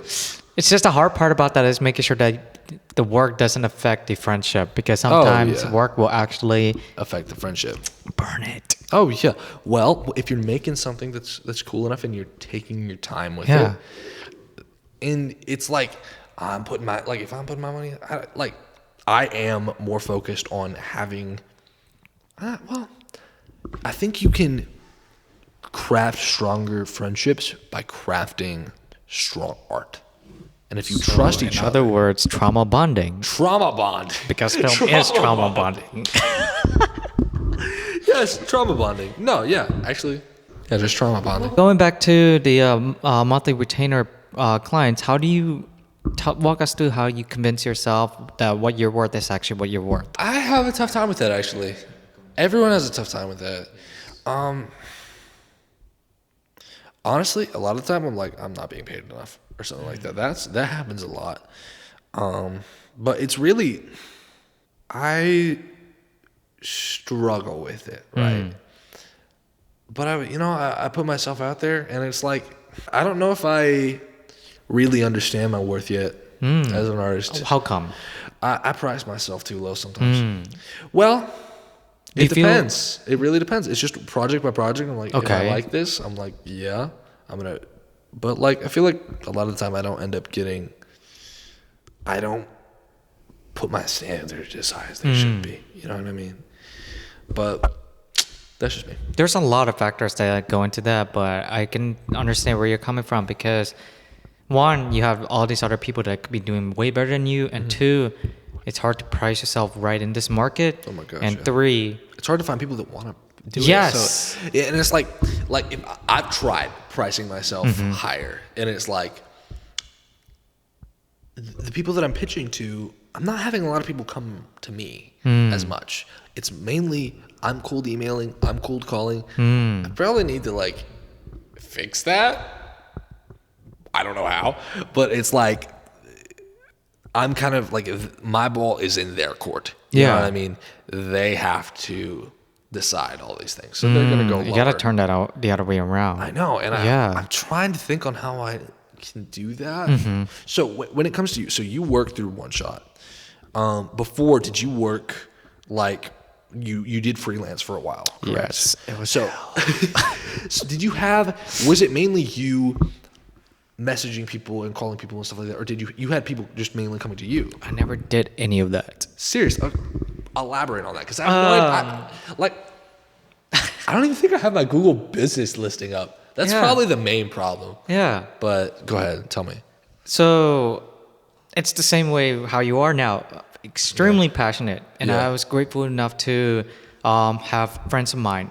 One that got me my start was just so happened to be a best friend of mine. Yeah. She wanted to be a singer, and she wanted to do music videos. Okay. Yeah.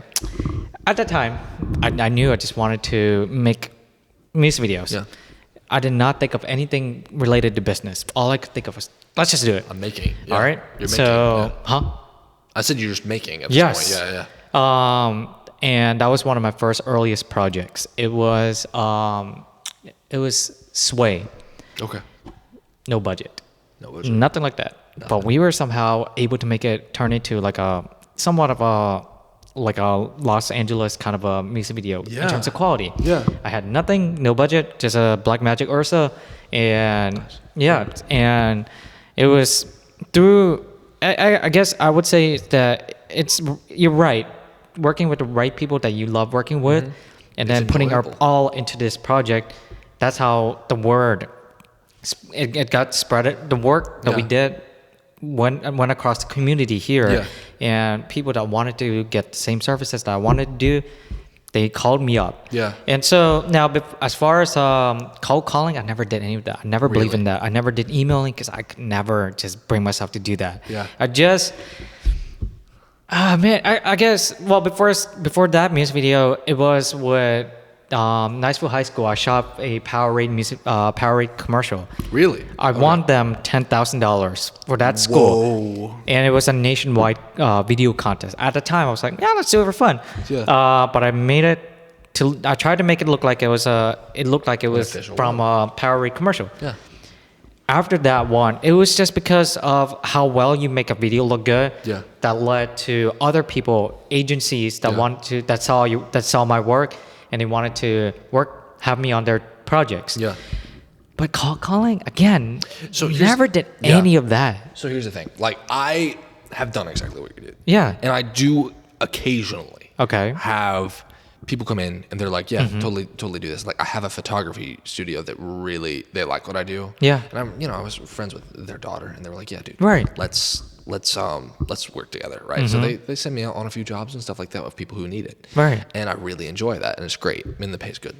So, but the problem that I'm finding is that I feel like I do it a lot, right? Yes. But I don't get as much as I'd be thinking.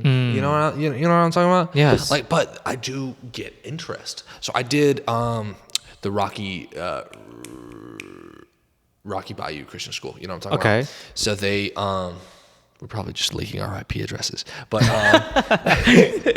so I did 2 videos for their high school basketball team, because my brother was on the JV and my other brother was on varsity, and they did so well. And one of those videos is one of my favorite videos I've ever done. I don't know if you've watched it. I don't need to show you it because it's really cool. And I did it to like 70s disco music, and it's like really, really flashy. I was at a Raiders game, right?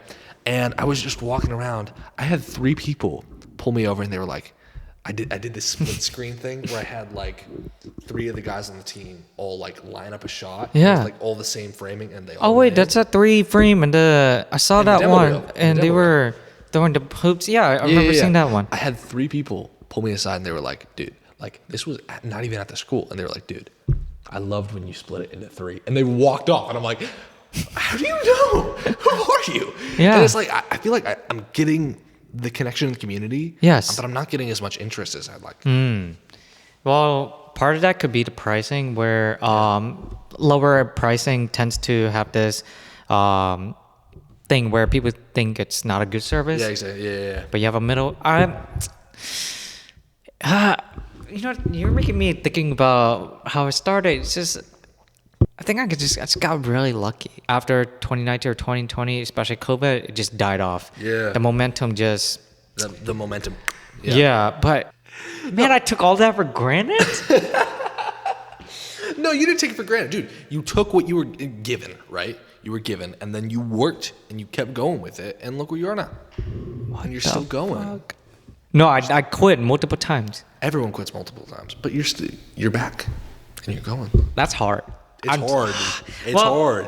I think it also depends on the location. This area is just really, really, really hard, because this area, if you think about it, a lot of it is real estate, commercials. That's where 90% but there is literally no market for narrative or creative projects. It's one of those areas where you have to make that opportunity for yourself. Yeah, exactly. So Well, that's where a lot of the lightsaber stuff came in. okay. Dude, I freaking DM'd like 40 companies on Instagram, which was dumb. I should have looked for their emails. But I DM'd like 40. I heard back from 4. Right. I did some Photoshop work for 1 and then never heard from them again. And then Corbanth, they just liked me. So I guess I just kept working for them. Again, it's the pitching up kind of thing. It was originally just like, hey, I want to do some Photoshop work for you. And then it was like, film every one of our lightsabers. And I was like, Carbon? I forgot. Corbanth. I'm so sorry, guys, for butchering your name. I mean, with them, you've had that's one of your longtime clients, correct? Yeah. And going back to that trip. By the way, Yeah. that was visually stunning. Did you see it? You saw it? R2D2. I forgot I said R2. Yeah, I'm just gonna call R2. Yeah. Comes in the view. It's a desert. Yeah. It's a black. It's a Sith or Jedi. I can't tell. Yeah. It's Luke, technically. Oh yeah, it's Luke. Technically. I remember that frame. R2 just comes in and it's all beautiful. Oh, did you like how I pulled out and then Yes. R2 whipped back at the camera? Yes. That was sick. So what we actually did is we had Randy, who was the owner of the Okay. company. He was down on his back and his hand was up against R2's head. And I was like, okay, when I pull back, I'm gonna give you 3, 2, 1, and you're gonna whip R2's head back. And we did it, and then it looked so solid. I actually found the framing by accident. I didn't even think about it. What was it like in the desert? Oh Bro, my what the gosh. heck? Dude, I was out there. It took us 4 hours to drive out there. I flew out What? there. Yeah. So we went. What the? Yeah, dude, we went. I landed in Dallas, Fort Worth, and then we flew from Dallas, Fort Worth to Phoenix, Arizona. Okay. We stayed there for a night, and then we drove 4 hours out to Yuma, Arizona. So we drove out there, right?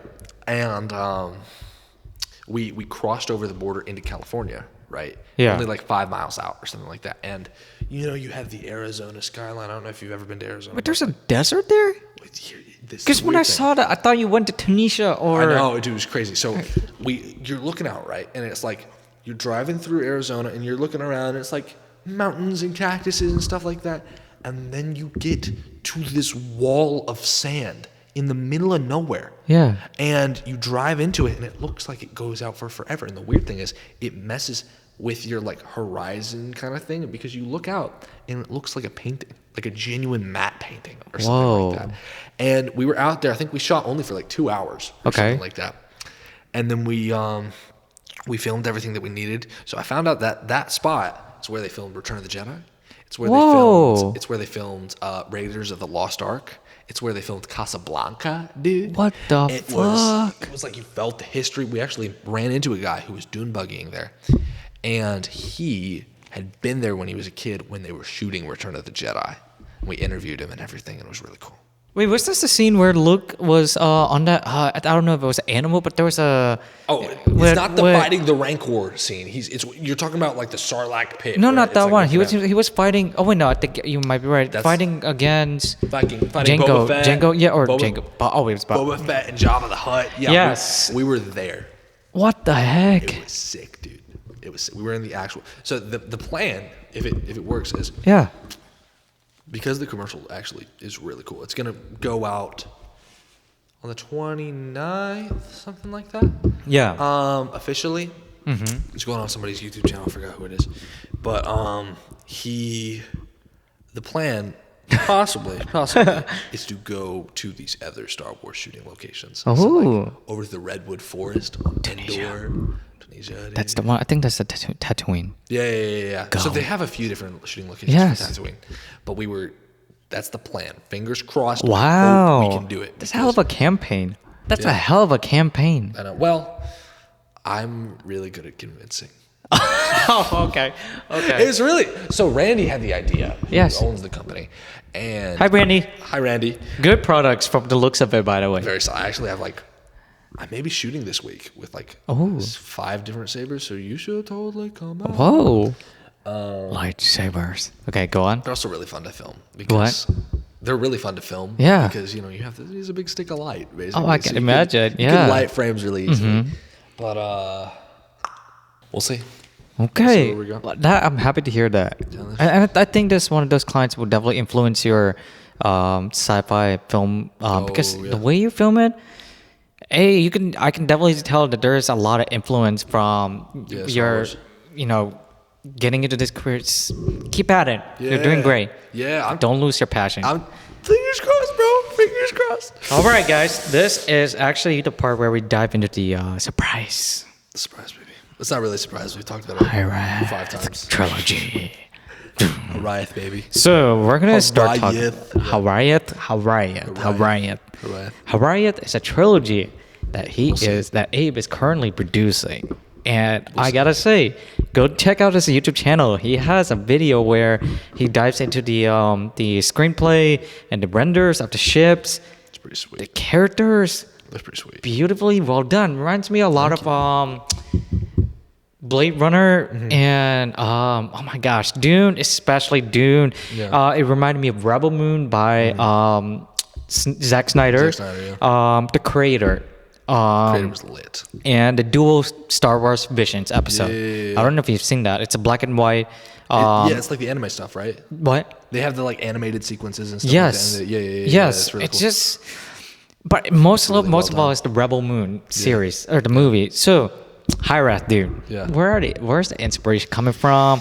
And We've actually, believe just it or go not, for it. Just fucking go for So it. we've touched on it a little bit. So Yes, so a little bit. The way that I kind of explain it, like really fast for people that are like on the go, is like it's basically Space Pirates of the Caribbean, which is such a vibe because you have like my favorite part of the her, like Pirates of the Caribbean is the kind of like conflicting. Like everybody's betraying each other all the time, and like alliances are turning like that and that and that, and it's like it's that.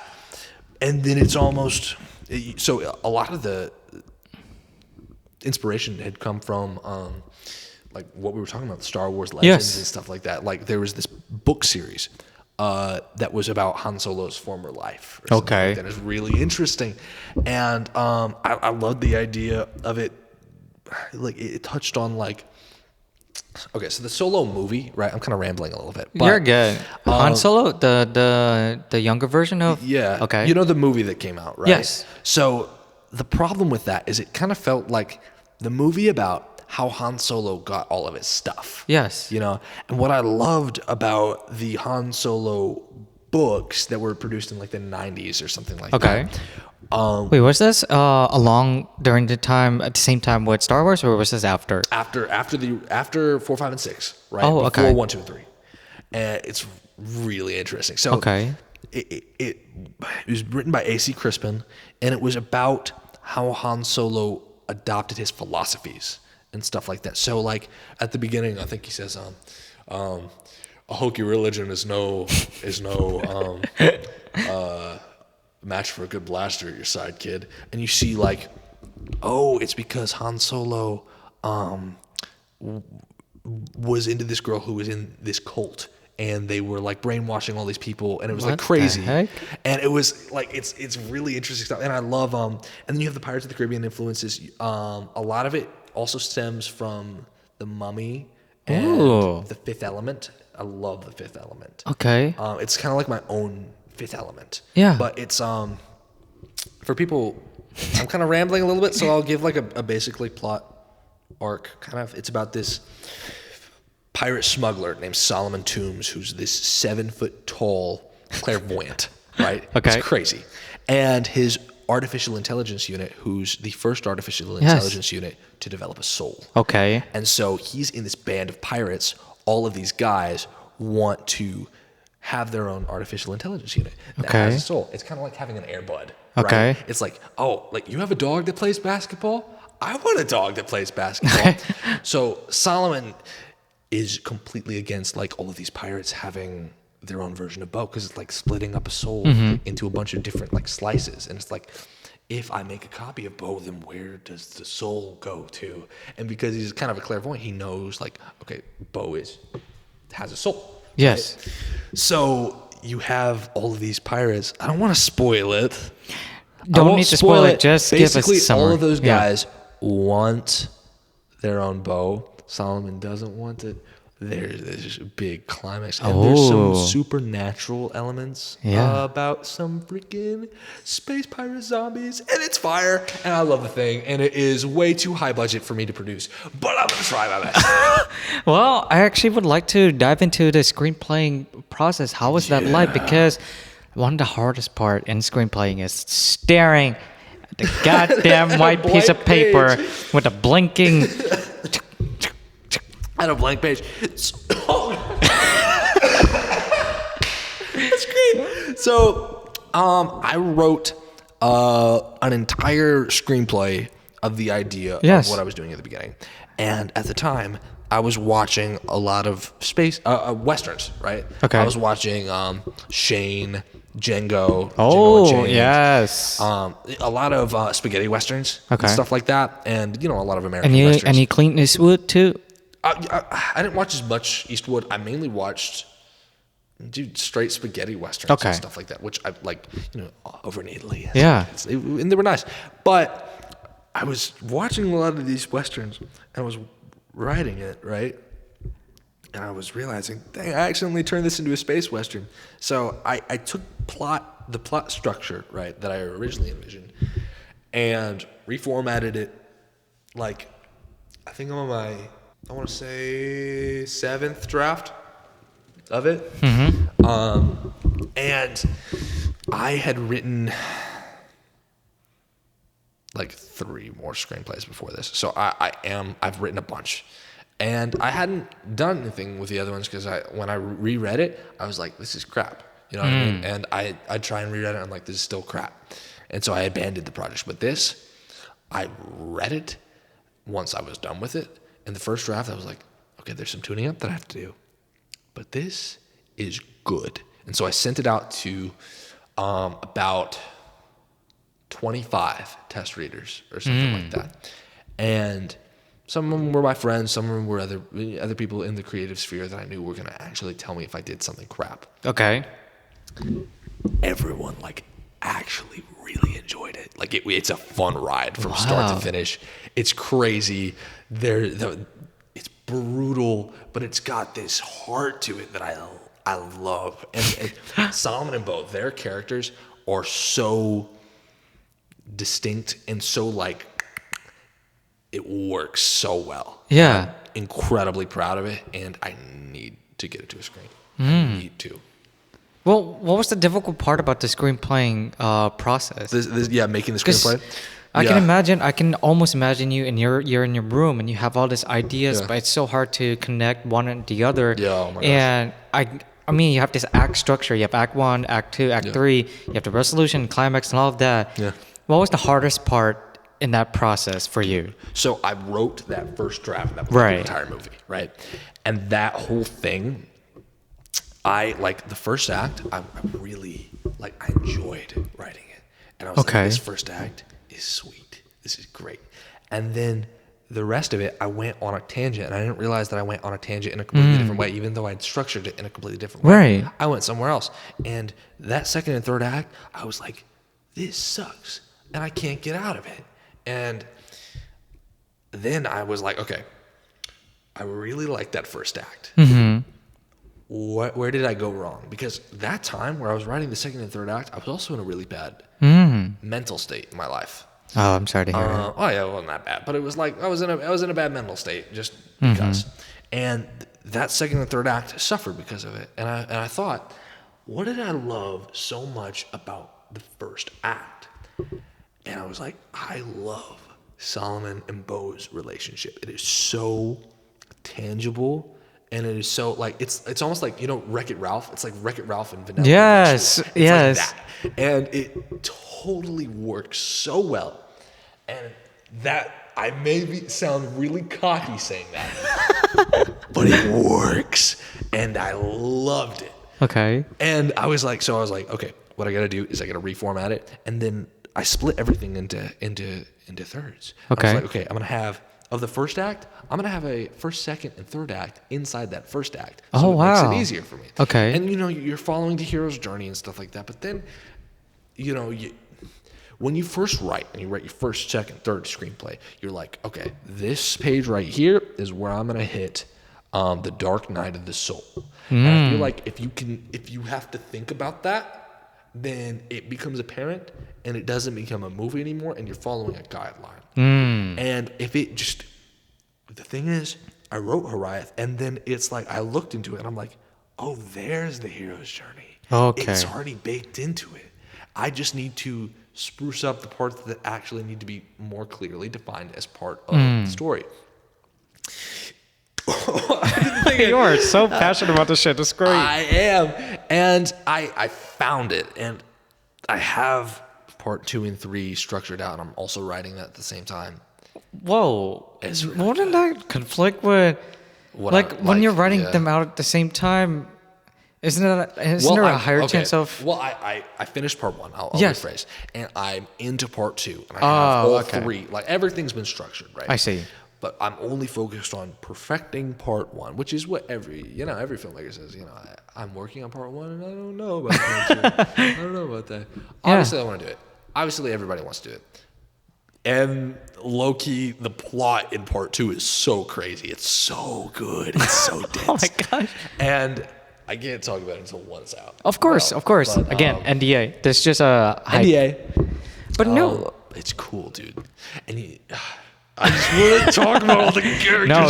So Don't give it all away, man. Don't give it all away. I won't give it all away. Well, we're just here to just to see how you're going through this process, which is really impressive. At the age of where you're at, to be able to, that's something to be proud of. I appreciate it. And that is also something you will always have over everybody else. Yeah. When they ask you, hey, what were you doing in 19? Exactly. Most will say, I was just trying to get by. Yeah. You can be proud to say, I wrote something. Yes. Yeah. And you have multiple revisions. Yeah, dude. It was so hard for me to get through multiple revisions. I can tell. It's just like... the thing is, the other ones, I just gave up. And also, But I was like 15 was that when I also was making hard? them. So it was like, they weren't that good. Good Okay. back then. But like, I just couldn't bring myself to I was like, this is a pile of crap and I can't do it. What? But now I like what I made, With the screenplay, it's just one of the hardest part is how are you going to be able to tell yourself that it's good enough? Because just like with film and editing, it's great. Yeah. But you always have this naggy sense, but it could be better. It could be better.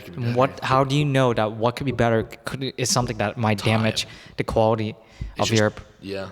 You can finish. No, you're good.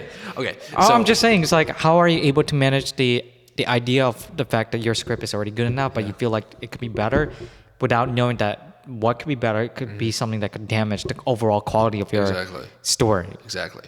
Okay. So with it, it's like everything that I've made, right? Yes. Has things that when I watch it, I'm like, that's what's really good about editing and stuff like that, because you can still see the things that you don't exactly like. Yes. But when people are like, that's really cool. That's really cool. I like what you did there. Yeah. And also giving you a negative opinion. But the thing is, the positive stuff happens way more than the negative stuff. The more you work on it, you know what I mean? Yes. And when it comes to a screenplay, it's like I've shown it to enough people that they actually genuinely like it.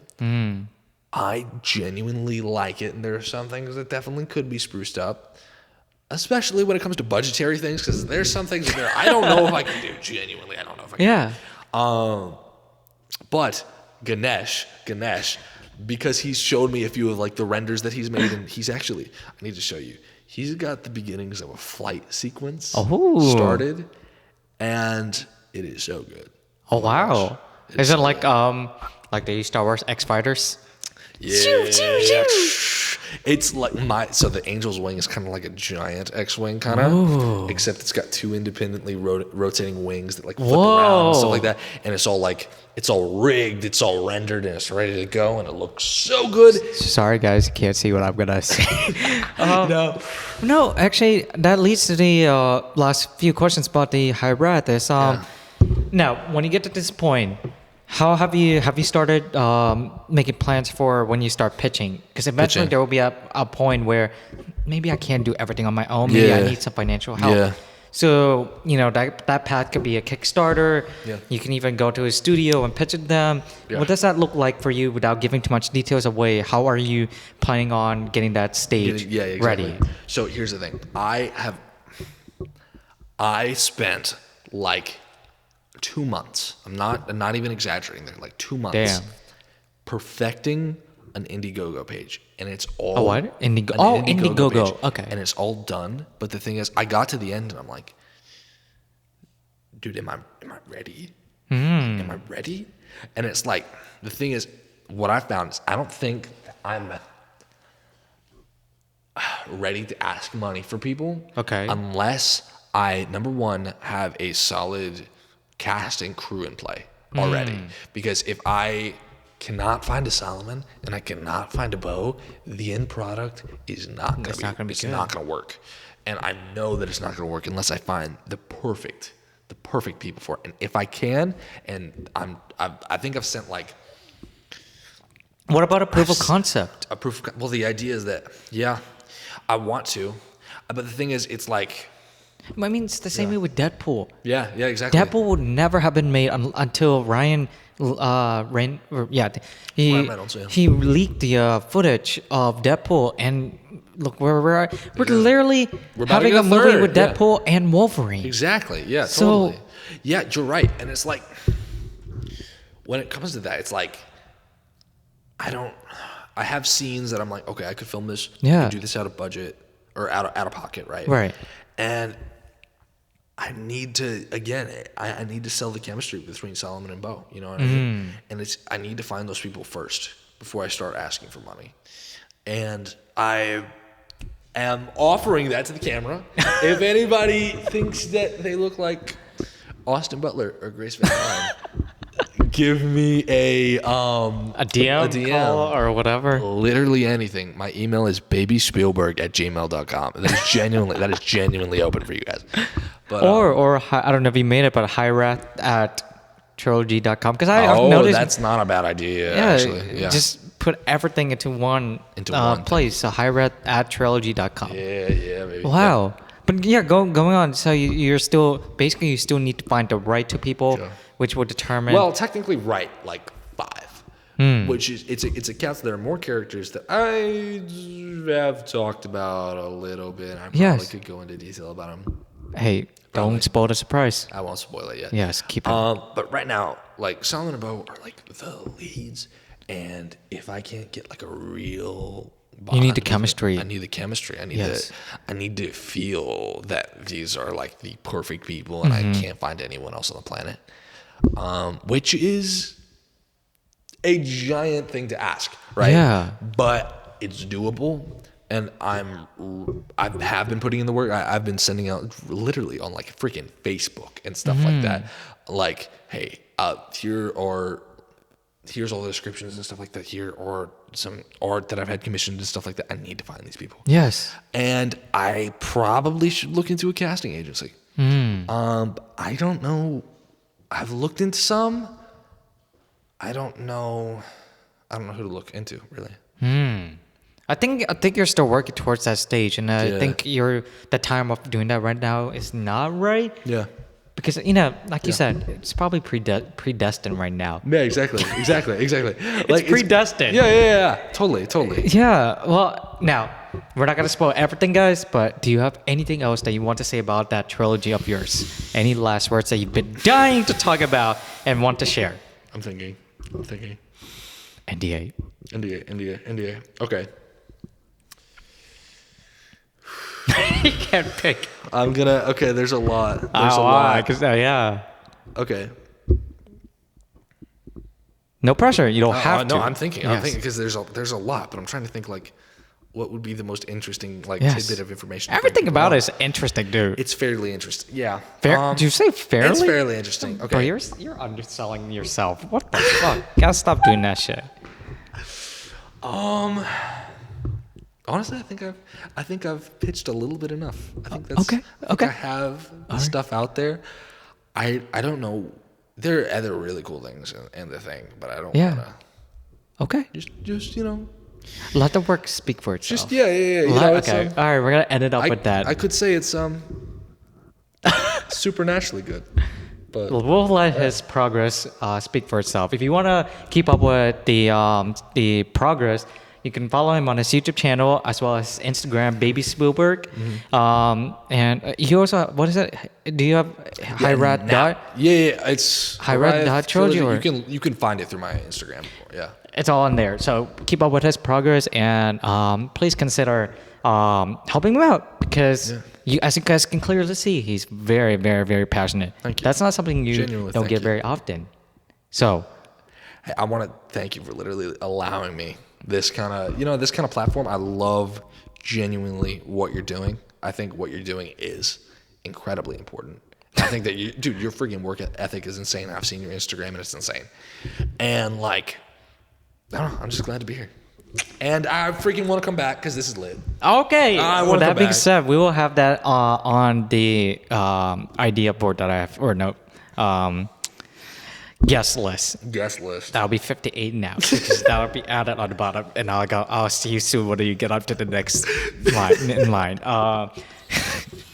Now, we're here in the closing, guys. You know the drill. We're gonna say goodbye and never see each other ever again.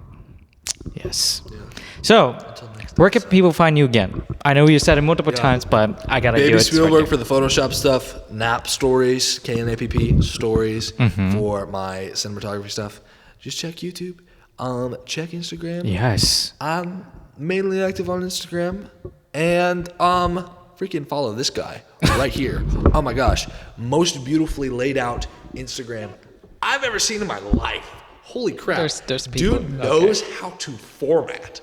Holy crap. Okay. And that's what I get jealous about. It's like, oh my gosh, his formatting is so good.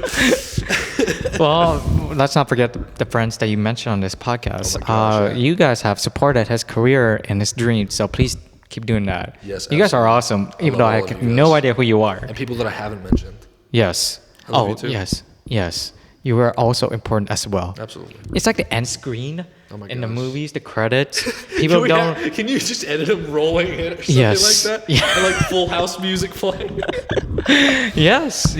Now, what is one? Yes, you are 19, but clearly you have gone through a lot of the process of film production. Yeah. What is one piece of advice that you know now that you would love to offer to people that want to follow in this career path? That's a good question.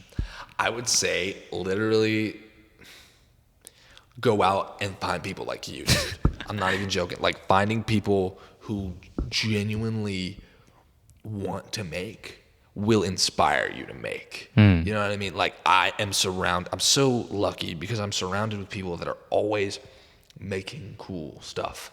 And also find it within your heart to keep going even if you don't feel good about what you're making, because dude, if I never finished that first draft, I probably would have never been there. You know what I mean? And I hated writing the second and third draft, the second and third act, but I still did it. You know what I mean? And then I have something that I genuinely like. So you gotta fight through the pain, crap, and make cool crap. It's sweet. And again, thank you for having me on. This has been one of the coolest experiences I've had in a very long time. No, that means a lot. Wow. You are a fantastic host. Huh? You are a great host. Oh, thank you. Yes, dude. Come on. Oh my gosh. Thank you. Gosh. That means a lot. Yeah. Now, any last words? Any last words? Give me one line that Solomon says that sounds almost close to inspiration. Oh crap! I'm gonna have to. I don't know what Han Solo did. Well, like Han Solo did. See you later. What's an iconic line that you can give to us with Solomon? Crap! I'm gonna have to freaking look through the. I'm gonna look at the script. Okay. Give me a second. No. I have to say it. Give me like 20 minutes. He's gonna cut this. Yes. He'll cut this. Huh? I said you can cut this, right? Oh yeah. Okay. No, I'm just kidding. Okay, I actually don't know. Okay, well, what's something that Solomon would say? Would say? Yes. Let me think. I gotta get into character a little bit. Okay. That's all whores. What? That's all whores. That's a horse? That's a horse? Whores. Okay. Very inspirational. Be a horse. No horse playing around when it comes to your career. Yeah. Okay? Always find good neighbors to get you through the tough times. Okay? That's what I'm talking about. Yes. That's it. All right, guys. Well, Subscribe to the podcast. oh, in all thank forms. you. Yes. Leave a beautiful review for this beautiful man. And don't forget to follow all of the socials of the Hit and Record podcast. That's usually my job, but thank you. Mine now. Thank you so much for watching this episode. We'll have him on later down the road when I'm 35 and he's 25. Yay. Again, guys, if you want to see more content like this, you know what he said. Like, subscribe, and send this with all of your friends. Mm-hmm. We will always have guests like this to help you guys get started in your career. Yeah. Creative, all that good stuff. Yeah. And I hope you all enjoyed this episode. That being said, my name is Kino Manuel. You can follow me at dp.com, at dpkino. And Hidden Record is Hidden Record. And that'll be it. Kino signing off. Abe also signing off. Yes. I love you. What? Goodbye.